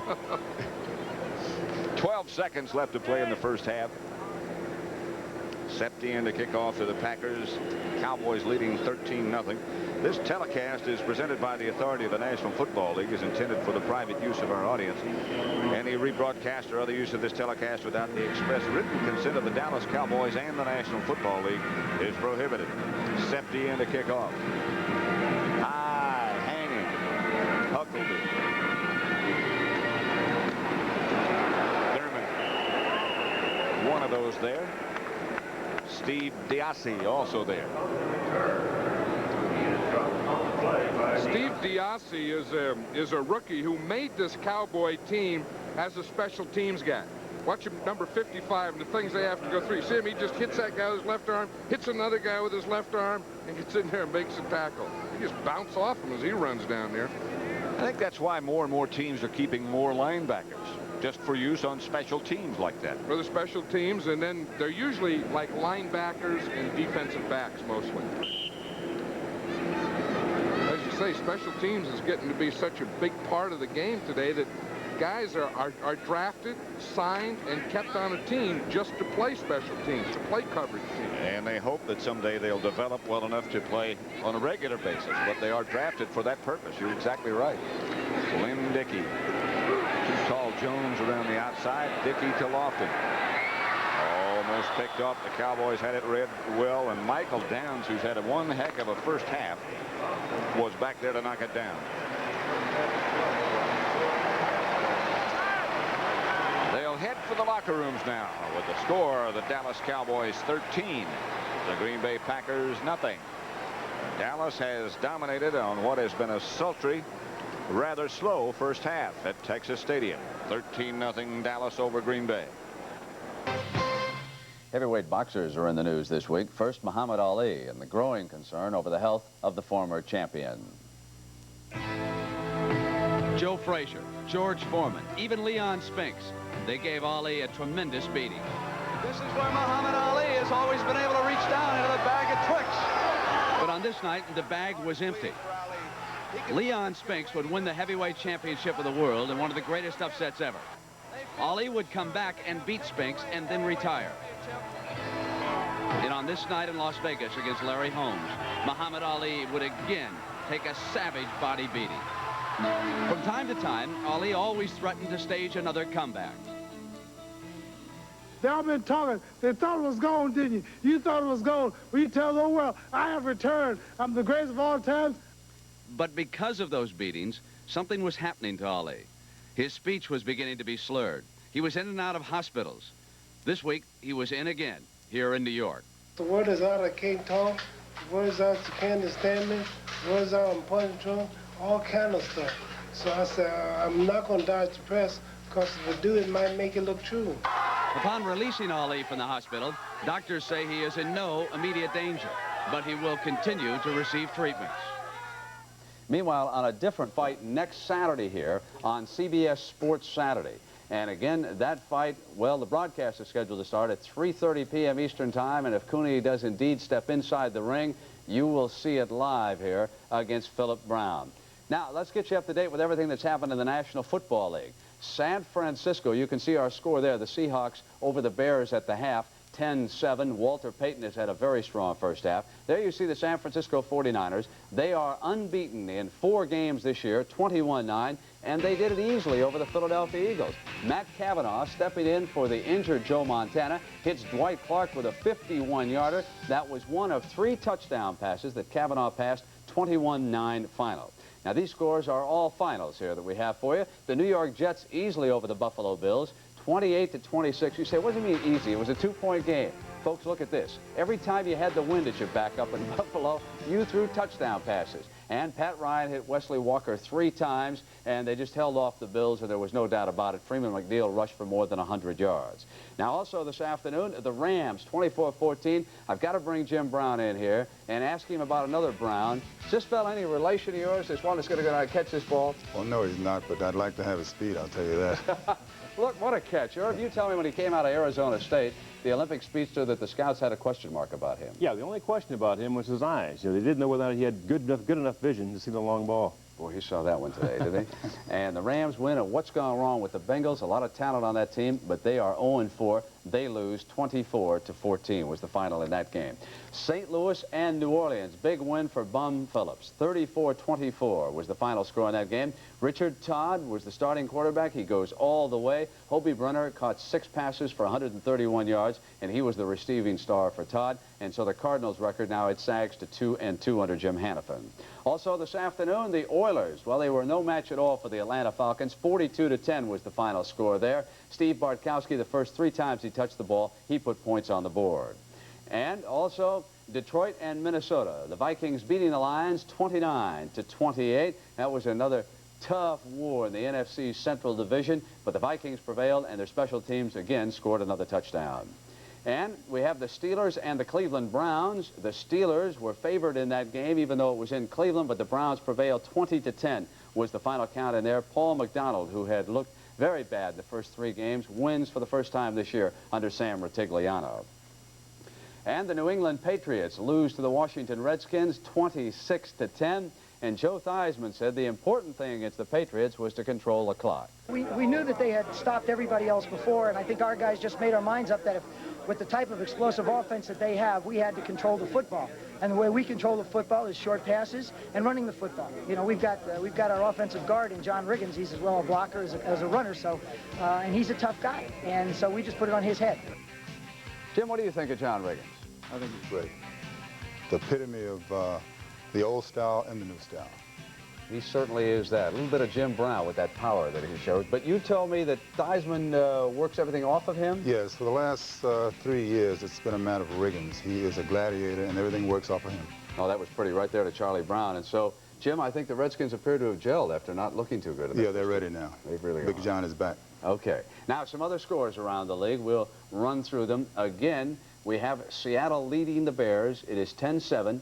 They are at the half out in the Kingdome in Seattle. Miami over Indianapolis, 23-7. Dan Marino has gone twice to duper. The Giants are shutting out the Buccaneers, 10-0. They are in the half of that game. And the Denver Broncos right now lead the Kansas City Chiefs, 14-0. They also are at the half. And the Dallas Cowboys, of course, leading the Green Bay Packers by 13. And the NFL Today continues on CBS after these messages.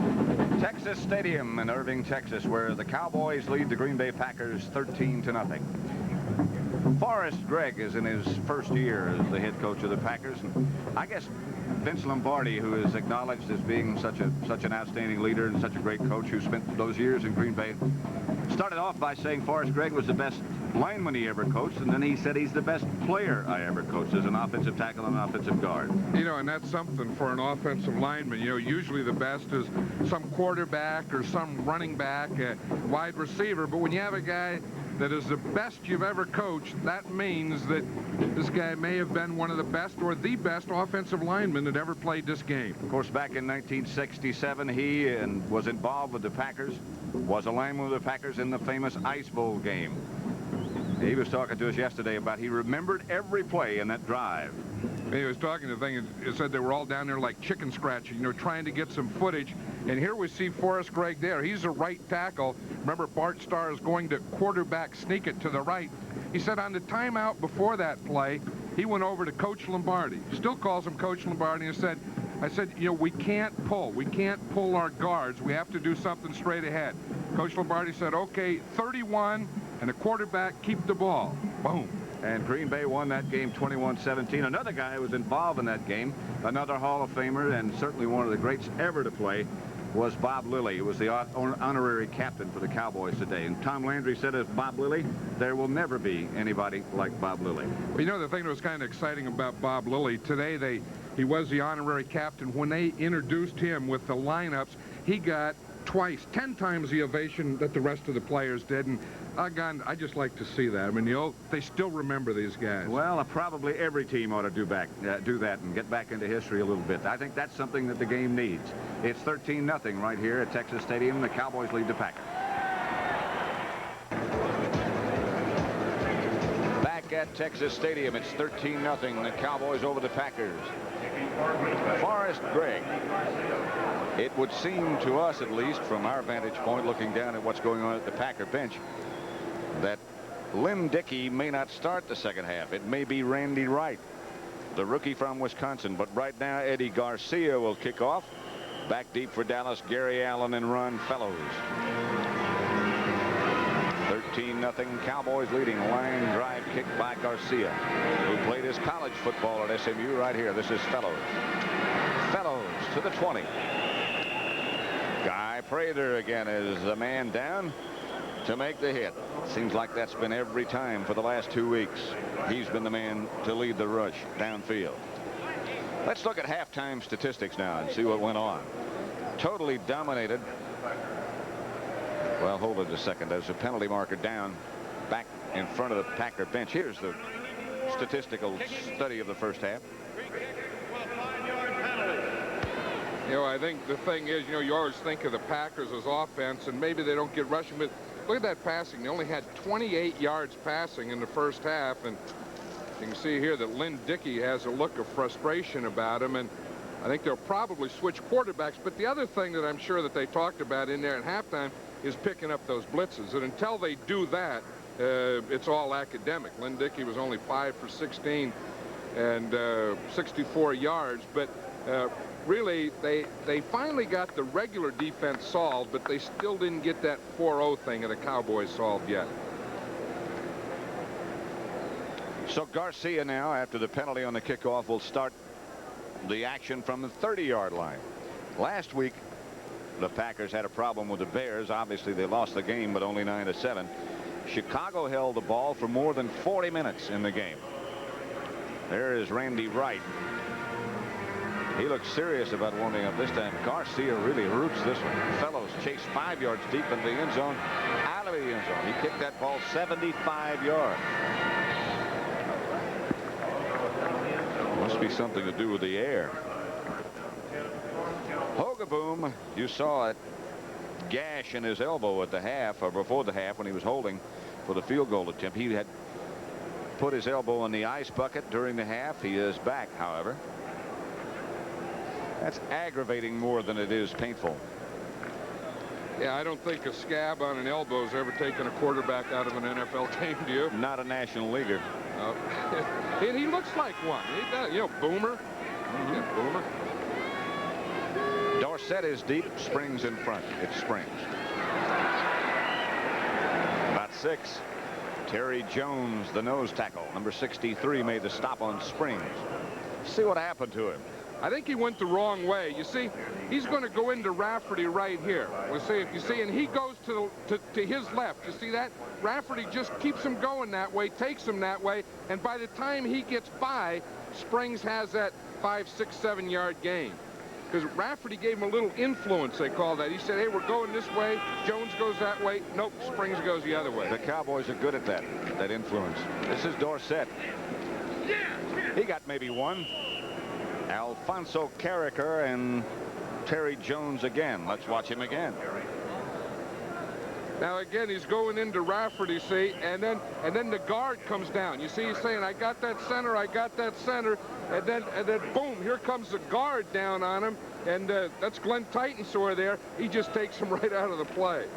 I'll tell you, that's tough. You know, he's playing one guy, and Rafferty influences him a little to the left, and then the left guard comes down. Those kind of things keep happening. You have to get a lot of practice getting up quick.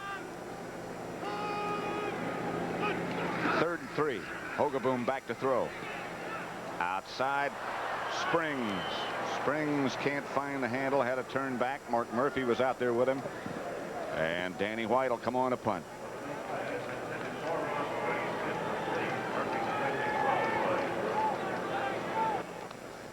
Nothing. The Cowboys lead the Packers, but neither team, quite honestly, has been very impressive on offense. It's been a slow motion game. Very lethargic type of thing, and I really think that the weather has a lot to do with this. 90 degrees and very humid in Dallas. Philip Epps back deep for Green Bay, and Danny White back to punt, number 11.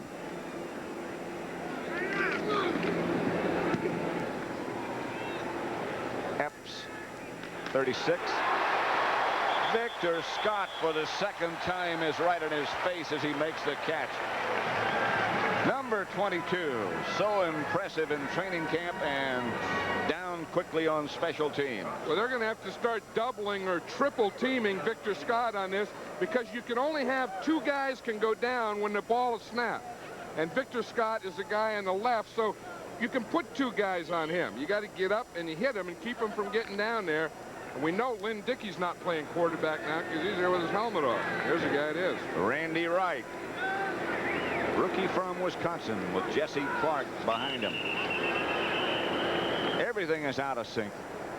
The Packers had a problem with early snaps and not being able to work the coordination between McCarron and Wright a couple weeks ago against the Raiders. That was the thing. You know, when you get a quarterback, they have the same plays. Let's go first down. They have the same plays and the same cadence, but it's coming from another guy's voice. And he has the pauses in different places, and it takes a while to get used to that. 3 times, I think, against the Raiders, they had a missed snap, an early snap, or whatever happened. Packers' 6th round draft choice last year, Randy Wright. He's going to be good. Batted away by Too Tall Jones. Well, that's one of those good news, bad news type deals. They say, well, we want to change the pace. We're going to bring in Randy Wright. We're going to roll, but then you roll to the right into Too Tall Jones. You know, maybe if you want to roll, you roll away from him or outside of him. I don't know how long, or if they ever have, kept statistics about bat downs by a defensive lineman, but I'll bet you if they did, and if they ever do, he'd lead the league by going away statistics. That's what Everson Walls said really helped him play in left corner. Right. Chased by White and Anthony Dickerson. Ron Fellows finally tripped him up. 12:55 left to play, 3rd quarter. Dallas 13, Packers nothing.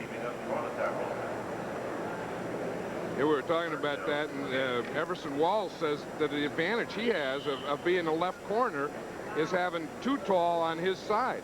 And he said sometimes that's a disadvantage, because he said sometimes from his defensive position, he can't see through Too Tall to see when the quarterback throws the ball. So he loses him. On a quick count, they have changed their cadence a bit, but nothing helps.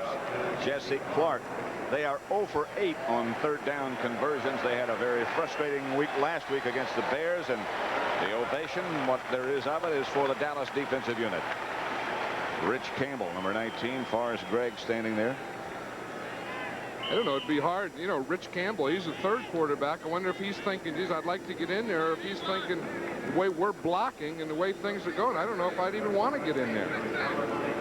Bucky Scribner has already punted 6 times. Done it well. There's another good one. Rocket. Flag down back at the line of scrimmage as Gary Allen swings upfield. Allen back to about the 27-yard line of Dallas, but a penalty marker down. John Dorsey was down to make the hit. A 50-yard punt by Bucky Scribner. He's going to have to do it again. against the Packers. Well, we were talking earlier that only the outside guys can leave when the ball's snapped. And if anyone else leaves, that's an ineligible man downfield, someone that can't leave.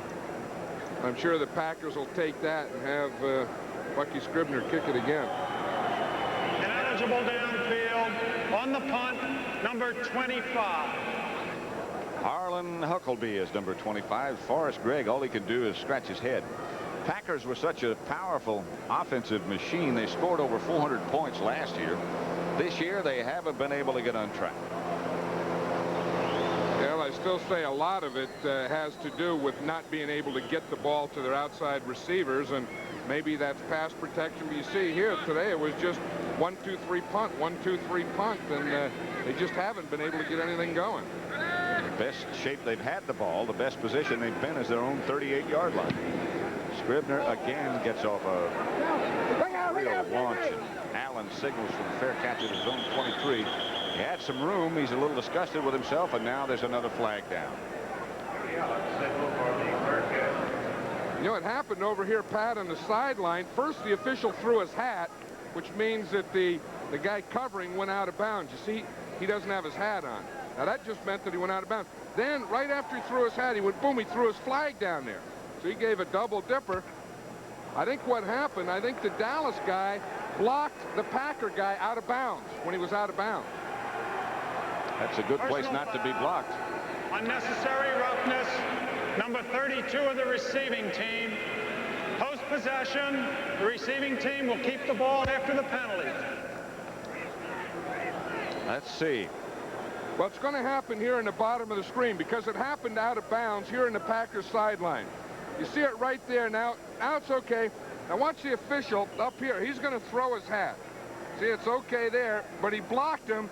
See, now the hat comes first, and then he blocked him outside after he was out of bounds.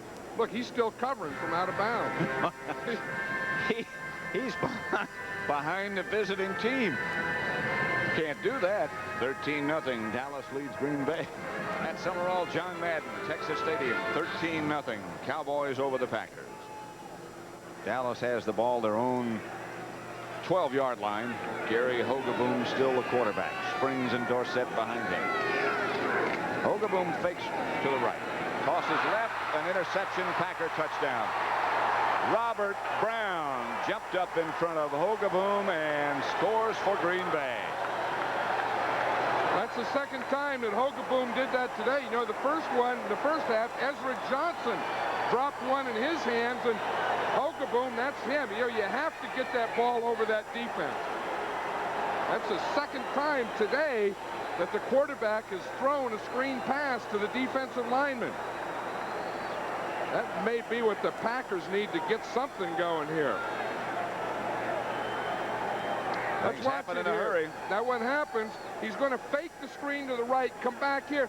Now watch Brown. He sees it, and he stops rushing. See, he stopped rushing, and he had Pozderic at his feet. He just stopped rushing, went up and got the ball. Now that's all Hogeboom's fault.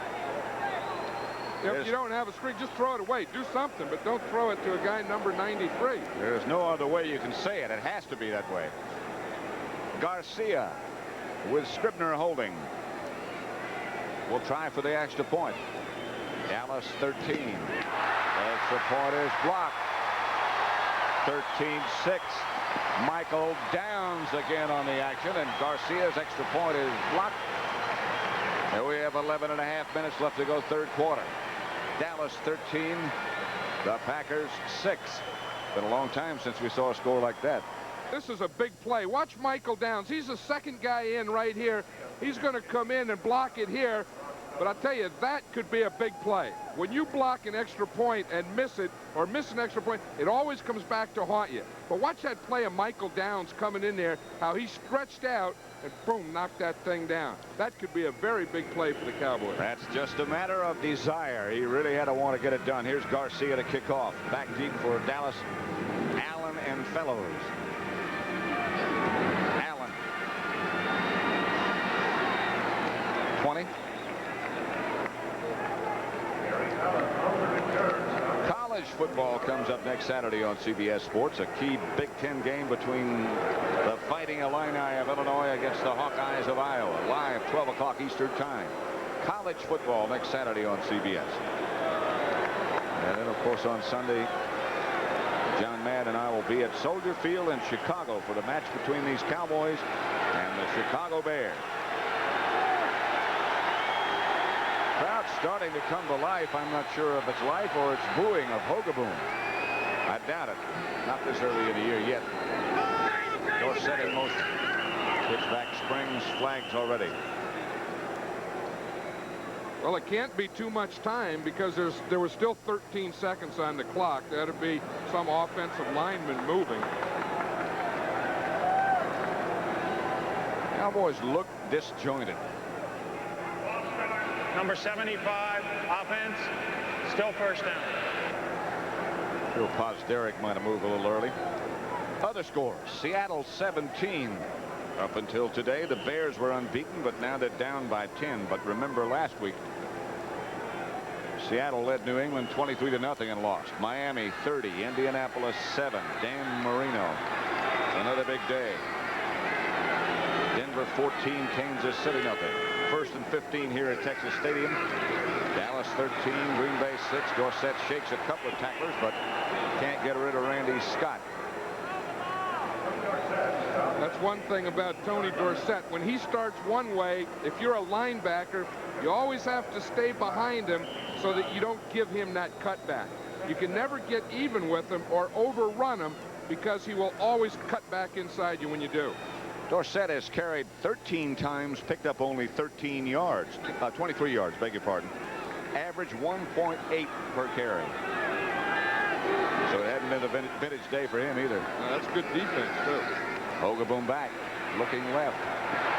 Gets to Springs. Springs has some room. Springs steps out of bounds after a Dallas first down. Mike Douglas knocked him out of bounds. Dorsett with a good block. Well, it was a second back. Dorsett is going to go out left. You see deep. They have a blitz on. Springs is the second back to that same side. Dorsett ran the defense off deep, and Springs came in behind it. Dorsett, I don't know, that was a good block. It was a little block. I mean, he sat down there and got in the way. Yeah. If it works, it's a good one. I wonder if you practice those things, like you go out and practice. Lying down in front. Okay, it wasn't this way. Here's the play again. And there's Cosby again. That's the one that John Madden told you about in the first half, where the guards go one way, they cross behind the center, and that confuses everybody. Let's see if we can watch what happens here. You see, he's going to, Hogaboom will eventually come out and throw from here. And watch the guard. He pulls, and he's out in front of him. And these guys come this way, cross that way. Now watch what happens. You see, the right guard and right tackle come to the left. The left guard comes to the right. He fakes. Now Hogaboom's out here. He has a blocker in front of him and a wide open Doug Cosby. If we have a chance later on, I'd like to see what that does to those linebackers. If Dorsett gets thrown for a yard loss. Those two Green Bay linebackers, when the guard and the tackle on the right side pulled in one direction, they both took off. No way. That's got to be terrible, terrible experience to feel that you've been had like that. That's right. And you start that way, and then the back comes there. Let's see what it does to them. Now, here's the two linebackers. You see them stand there? They go, oh, he's going that way. Oh, he's going, oh, no, whoa, it's back the other way. And by the time they get back, it's all over, and Cosby has the ball. That really was an effect. Hogaboom back. Packers in a blitz. Springs can't hold on. There are some boos for Hogaboom echoing around Texas Stadium. It's the Cowboys 13, the Packers 6. I think if I were the Cowboys, I'd run that play some more. They've done it 2 times today, and both times Doug Cosby was wide open. How do you think Danny White feels? Upset about this whole thing, with Hogaboom being voted by the players the quarterback they like, and Danny White having done as well as he did over those years? Upset, yes. Very upset. Hogaboom to Dunley. 8 yards. Flynn, the hitter. Not a first down. Yeah, that's a bad call. Anytime you're third down and you're going to throw the ball, you have to get it up beyond the first down thing. I know in practice it looks good. Donnelly makes all the moves and gets a first down, but percentage-wise, they never do in this league. Wonder why. You wouldn't permit that as a coach, would you? Well, no, anyone that I put out as a receiver on third down, I always wanted them all up beyond the markers for first down. So if we did complete it, at least we had the first down. Why throw it? That's right. If you're not going to get a first down out of it. Because they did complete it, but they're still punting. Look out for Danny White now. He might take off. Oh. Angling sideline. Epps at the 12. Carl Howard was deeper than Epps and was there quickly. Gary Hogeboom. 15 left to play third quarter. Ball at the 14-yard line. Cowboys leading the Packers 13-6. Green Bay has the ball. Jesse Clark barreling into the secondary. Dexter Clinkscale and Everson Walls made the stop with Clark. Clark got right in there behind that big Ron Holstrom, who's starting his first time today at the right guard. But watch them. They start here. They do a little influence on Dutton. You see John Dutton, the guard. Holstrom started like he was going down on the center. Dutton just followed him right in there, the old influence, and Jesse Clark ran right by him. First down Packers. Randy Wright is their quarterback. It's Clark again with blockers in front. Jesse Clark to the 40. Gain of about 5, maybe 6. Randy White on the stop right now for an NFL update. Let's go back to our New York studio, and here is Brent Musburger. Pat, the Buccaneers are back in business against the Giants. They went on an 84-yard drive. James Wilder covered 64 of it, including that 1-yard touchdown. It's now 10-7. Let's go back to Pat and John. Dallas 13, Green Bay 6 at Texas Stadium. Second down, 4 to go.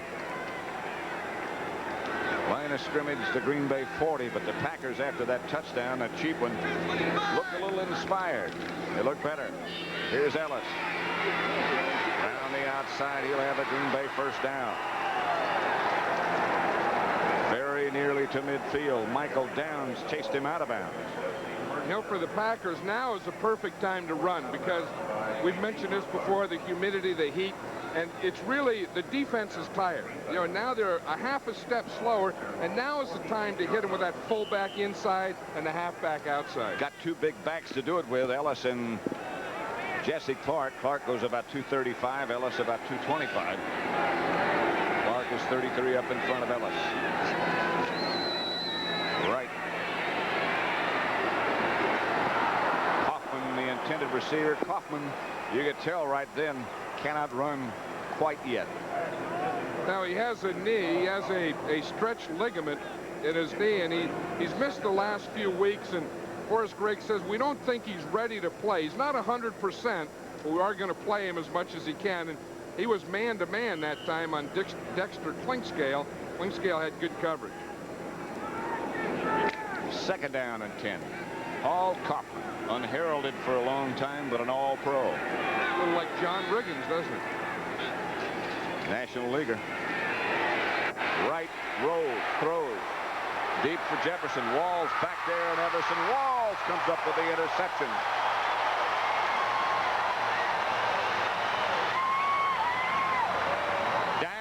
Michael Downs again put the pressure on the quarterback, Randy Wright. Michael Downs is the one that should get credit for that interception because he's the guy that hit Wright just as he threw the ball. Now watch, here comes Downs, 26. He's coming up the middle, changes course. Now watch, Wright's throwing, boom, he hits him right there, so he can't follow through. The ball's a little short here. Everson Walls, step for step, goes up and gets the interception. That was a double dipper. Walls and Downs get both ends of the cone on that one. 13-6, Dallas leads. John Madden, Texas Stadium. Dallas 13, the Green Bay Packers 6. First and 10. There's Everson Walls, who just made the interception off Randy Wright. Hogeboom is still the Dallas quarterback. The handoff is to Ron Springs. He gets very little done. George Cumby and Donnie Humphrey make the stop. And Mike Douglas also coming in from that right side. You know, Forrest Gregg was telling us that guy right there, Mike Douglas, has been and was last year and for a long time their most productive defensive player. That's one that he kind of wants to build around. And he got the 2 new defensive linemen in there, the new weak safety. And I think that, you know, he's doing what he wants to with defense. They're improving, but that offense, woo. Packer blitz. Murphy comes up quickly. Dorsett, the ball carrier, stopped, and there's Ernie Stautner over on the Dallas bench talking to his defensive unit, his defensive backs at the moment. He's talking about those runs. You know, the last time the Packers got a couple of runs on him, and he's saying they're probably going to start running. Let's tighten up, guys. We'll play that run. The safety, clink scale, you come up a little. When we blitz, let's watch for run. All those things coaches say. 3rd and 6. Ernie Stautner's been saying those things for a while. He did them for a while as a Pittsburgh Steeler. Just about as well as anyone, better than most. Punishing. Ogaboom. Incomplete, nothing doing. Doug Tonley, Mike Renfro in the same area. No penalty called. And no penalty intended. Estes Hood. Estes Hood, he's just step for step there, and he got in there. He did get a little bump, but I think they have to let that go. I mean, the defender has to have some rights too. He's not going to catch that ball anyway. Nah. But I tell you, you know, 13-6, this thing can change. I mean, one more touchdown by the Packers, and this score's tied. Can change right here. Packers are going to get the ball if they don't fumble it. Close to midfield. Philip Epps back deep. Danny White standing in his own end zone. Could change right now. That'll hang up there for a while. Epps, fair catch signal, bounces out of bounds. Packers will keep it. He was lucky it went out of bounds. See all those beanbags flying down there when the ball went out of bounds? That's how the officials marked where the ball was touched. Jim Schaffner, the assistant coach for the Cowboys, talking to the quarterback, Gary Hogeboom. Frustrating day. 13-6. The Cowboys lead the Packers. 3rd quarter. 5:11 left to play. John Madden for president. I'm not sure we're ready for that. It is a political year. Oh, wouldn't that be a sight? Ellis away from Downs. Down deep in Cowboy territory. This is the best position the Packers have had from which to start. Fellows finally got him out of bounds. Ellis broke away from Downs. This is what I think happened. You know, I think that they've only completed 2 passes to Lofton or Jefferson today.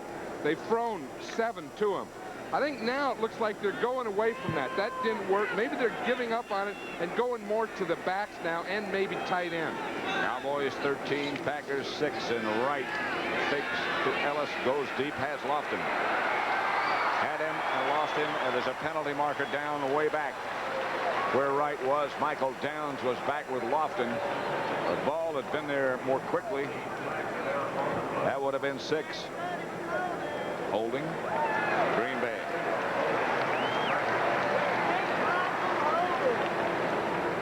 This is the thing. It's been a very frustrating day for this Packer offense. And, you know, you get those types of things when you're trying to block guys like Randy White and Too Tall Jones and those guys. Holding.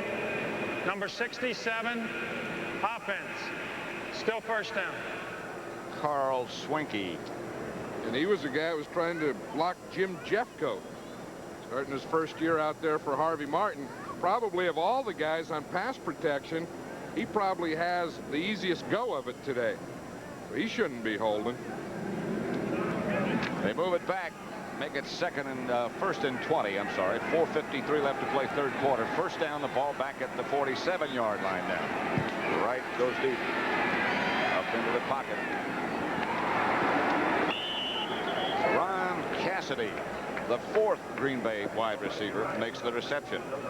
Let's look at Cassidy, number 88.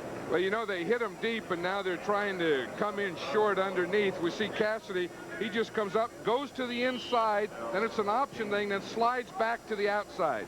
Started like he was hooking in and then slid out. That's a picture you could put on a driver's license.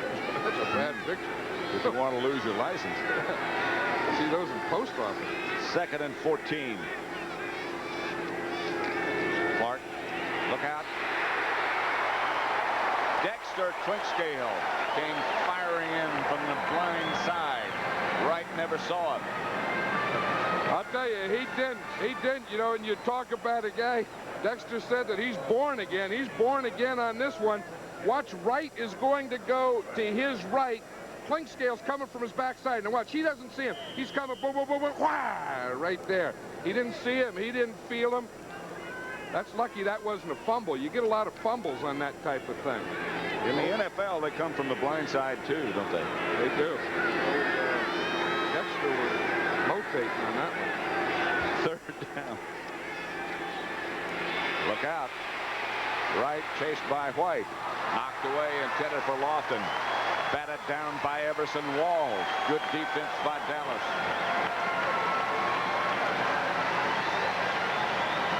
Lofton doesn't get open there. They're going to say, why doesn't he catch passes?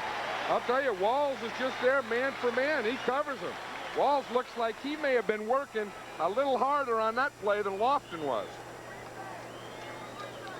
And so Bucky Scribner comes in, the left-footed Packer punter. Standing back at the 5 is Gary Allen. Those are tough words to say, Packer punter. End zone, back to the 20. Was that a pooch? No, that was not a pooch. I think the Packer punter pooched one. Well, he did, but it wasn't intended to be. Let's get away from that and get back to an update and take you back to the NFL studio and Brent Musburger. Pat, one of the unbeaten teams is about to fall. The Chicago Bears are under fire by Seattle. Play fake to Franco Harris, and Dave Craig hits Eric Lane 55-yard touchdown. Seahawks lead the Bears right now 24-7. Back to Pat and John. Here it's 13-6, Brent. The Cowboys stumbling and staggering a bit, but leading the Packers 13-6. Here is Ron Spring. Nothing doing. The ball pops loose, but it's already called dead. Mark Murphy up to make the hit. You see old Big Phil Pozderick working there against Donnie Humphrey. They were just grunting and groaning and blocking and playing against each other. And here comes Ron Springs, and he runs right into him. Springs' tank is empty at the moment. He's headed for the sideline. I think a lot of them have about a quarter of a tank left. Newsom has taken his place. Donnelly comes wide left. Renfro goes wide right. Gary Hogeboom still the quarterback. Packers showing blitz. They fake it, and they're coming. Up high for Donnelly. Nothing doing. No flag. Tim Lewis right there. That had to be an audible there because Hogeboom was just trying to hit that ball against a blitz, just get it out there quickly, up over Lewis's head to Donnelly. You see, he just threw it out there. Lewis has pretty good coverage. He turns, you see what he does there? He turns into Donnelly. Now, that's a smart thing. When they turn their head the opposite way away from him, that's when it's completed over their head. 3rd and 7. 3:09 left, third quarter. 13-6 Dallas over Green Bay. Hogeboom from the spread has time this time. Gets Cosby. Cosby doesn't get the first down. He came back in the direction of the quarterback and lost his first down yardage as Estes Hood knocked him down. You see Tom Landry, he doesn't get upset a lot, but he got upset the same thing that I used to. 3rd down, complete pass. That's the 2nd or 3rd time they've done it today and not gotten a first. But that one wasn't as bad. Cosby did run up beyond the sticks, then he had to come back to get the ball. Tom's list of plays doesn't go with his jacket. And the offense has been sputtering today. 13-6 Dallas leads. Danny White has punted 7 times already. Phillips Epp back deep.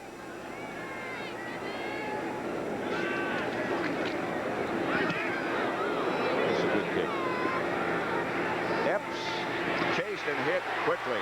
Carl Howard there. Carl Howard, number 21, a 36-yard punt and no return. Good coverage by Howard. Dallas 13, Green Bay 6. Forrest Gregg looking on. His team really is fortunate to be this close. Next Sunday at Soldier Field in Chicago, John Madden and I will be. It all begins with the NFL Today, a feature on Mike Ditka, Fire and Ice. Mike Ditka is full of fire, and he'll be fuller if they lose to Seattle today. 1st and 10, Green Bay. From their own 35, Ray Krause, the ball carrier, number 21. Success always produces head coaches. Former Cowboys who around the league are leaders. Forrest Gregg here, the Packers. Mike Ditka, Dan Reeves, Ron Meyer, New England, and John Mackovic in Kansas City. 2nd and 4. Krause is the lone setback. He can make some things happen. Number 21. Let's get another update on what's happening with the Bears in Seattle and go to Brent Musburger in New York. And Pat, those ex-Cowboy assistants are about to go 1-4 today. Mike Ditka under heavy pressure here. Avellini completes the ball to Suey. Butler strips it, and one of John Madden's favorite guys, a nose guard from BC, recovers. Joe Nash for the touchdown. Go get him, Joe. 31-7.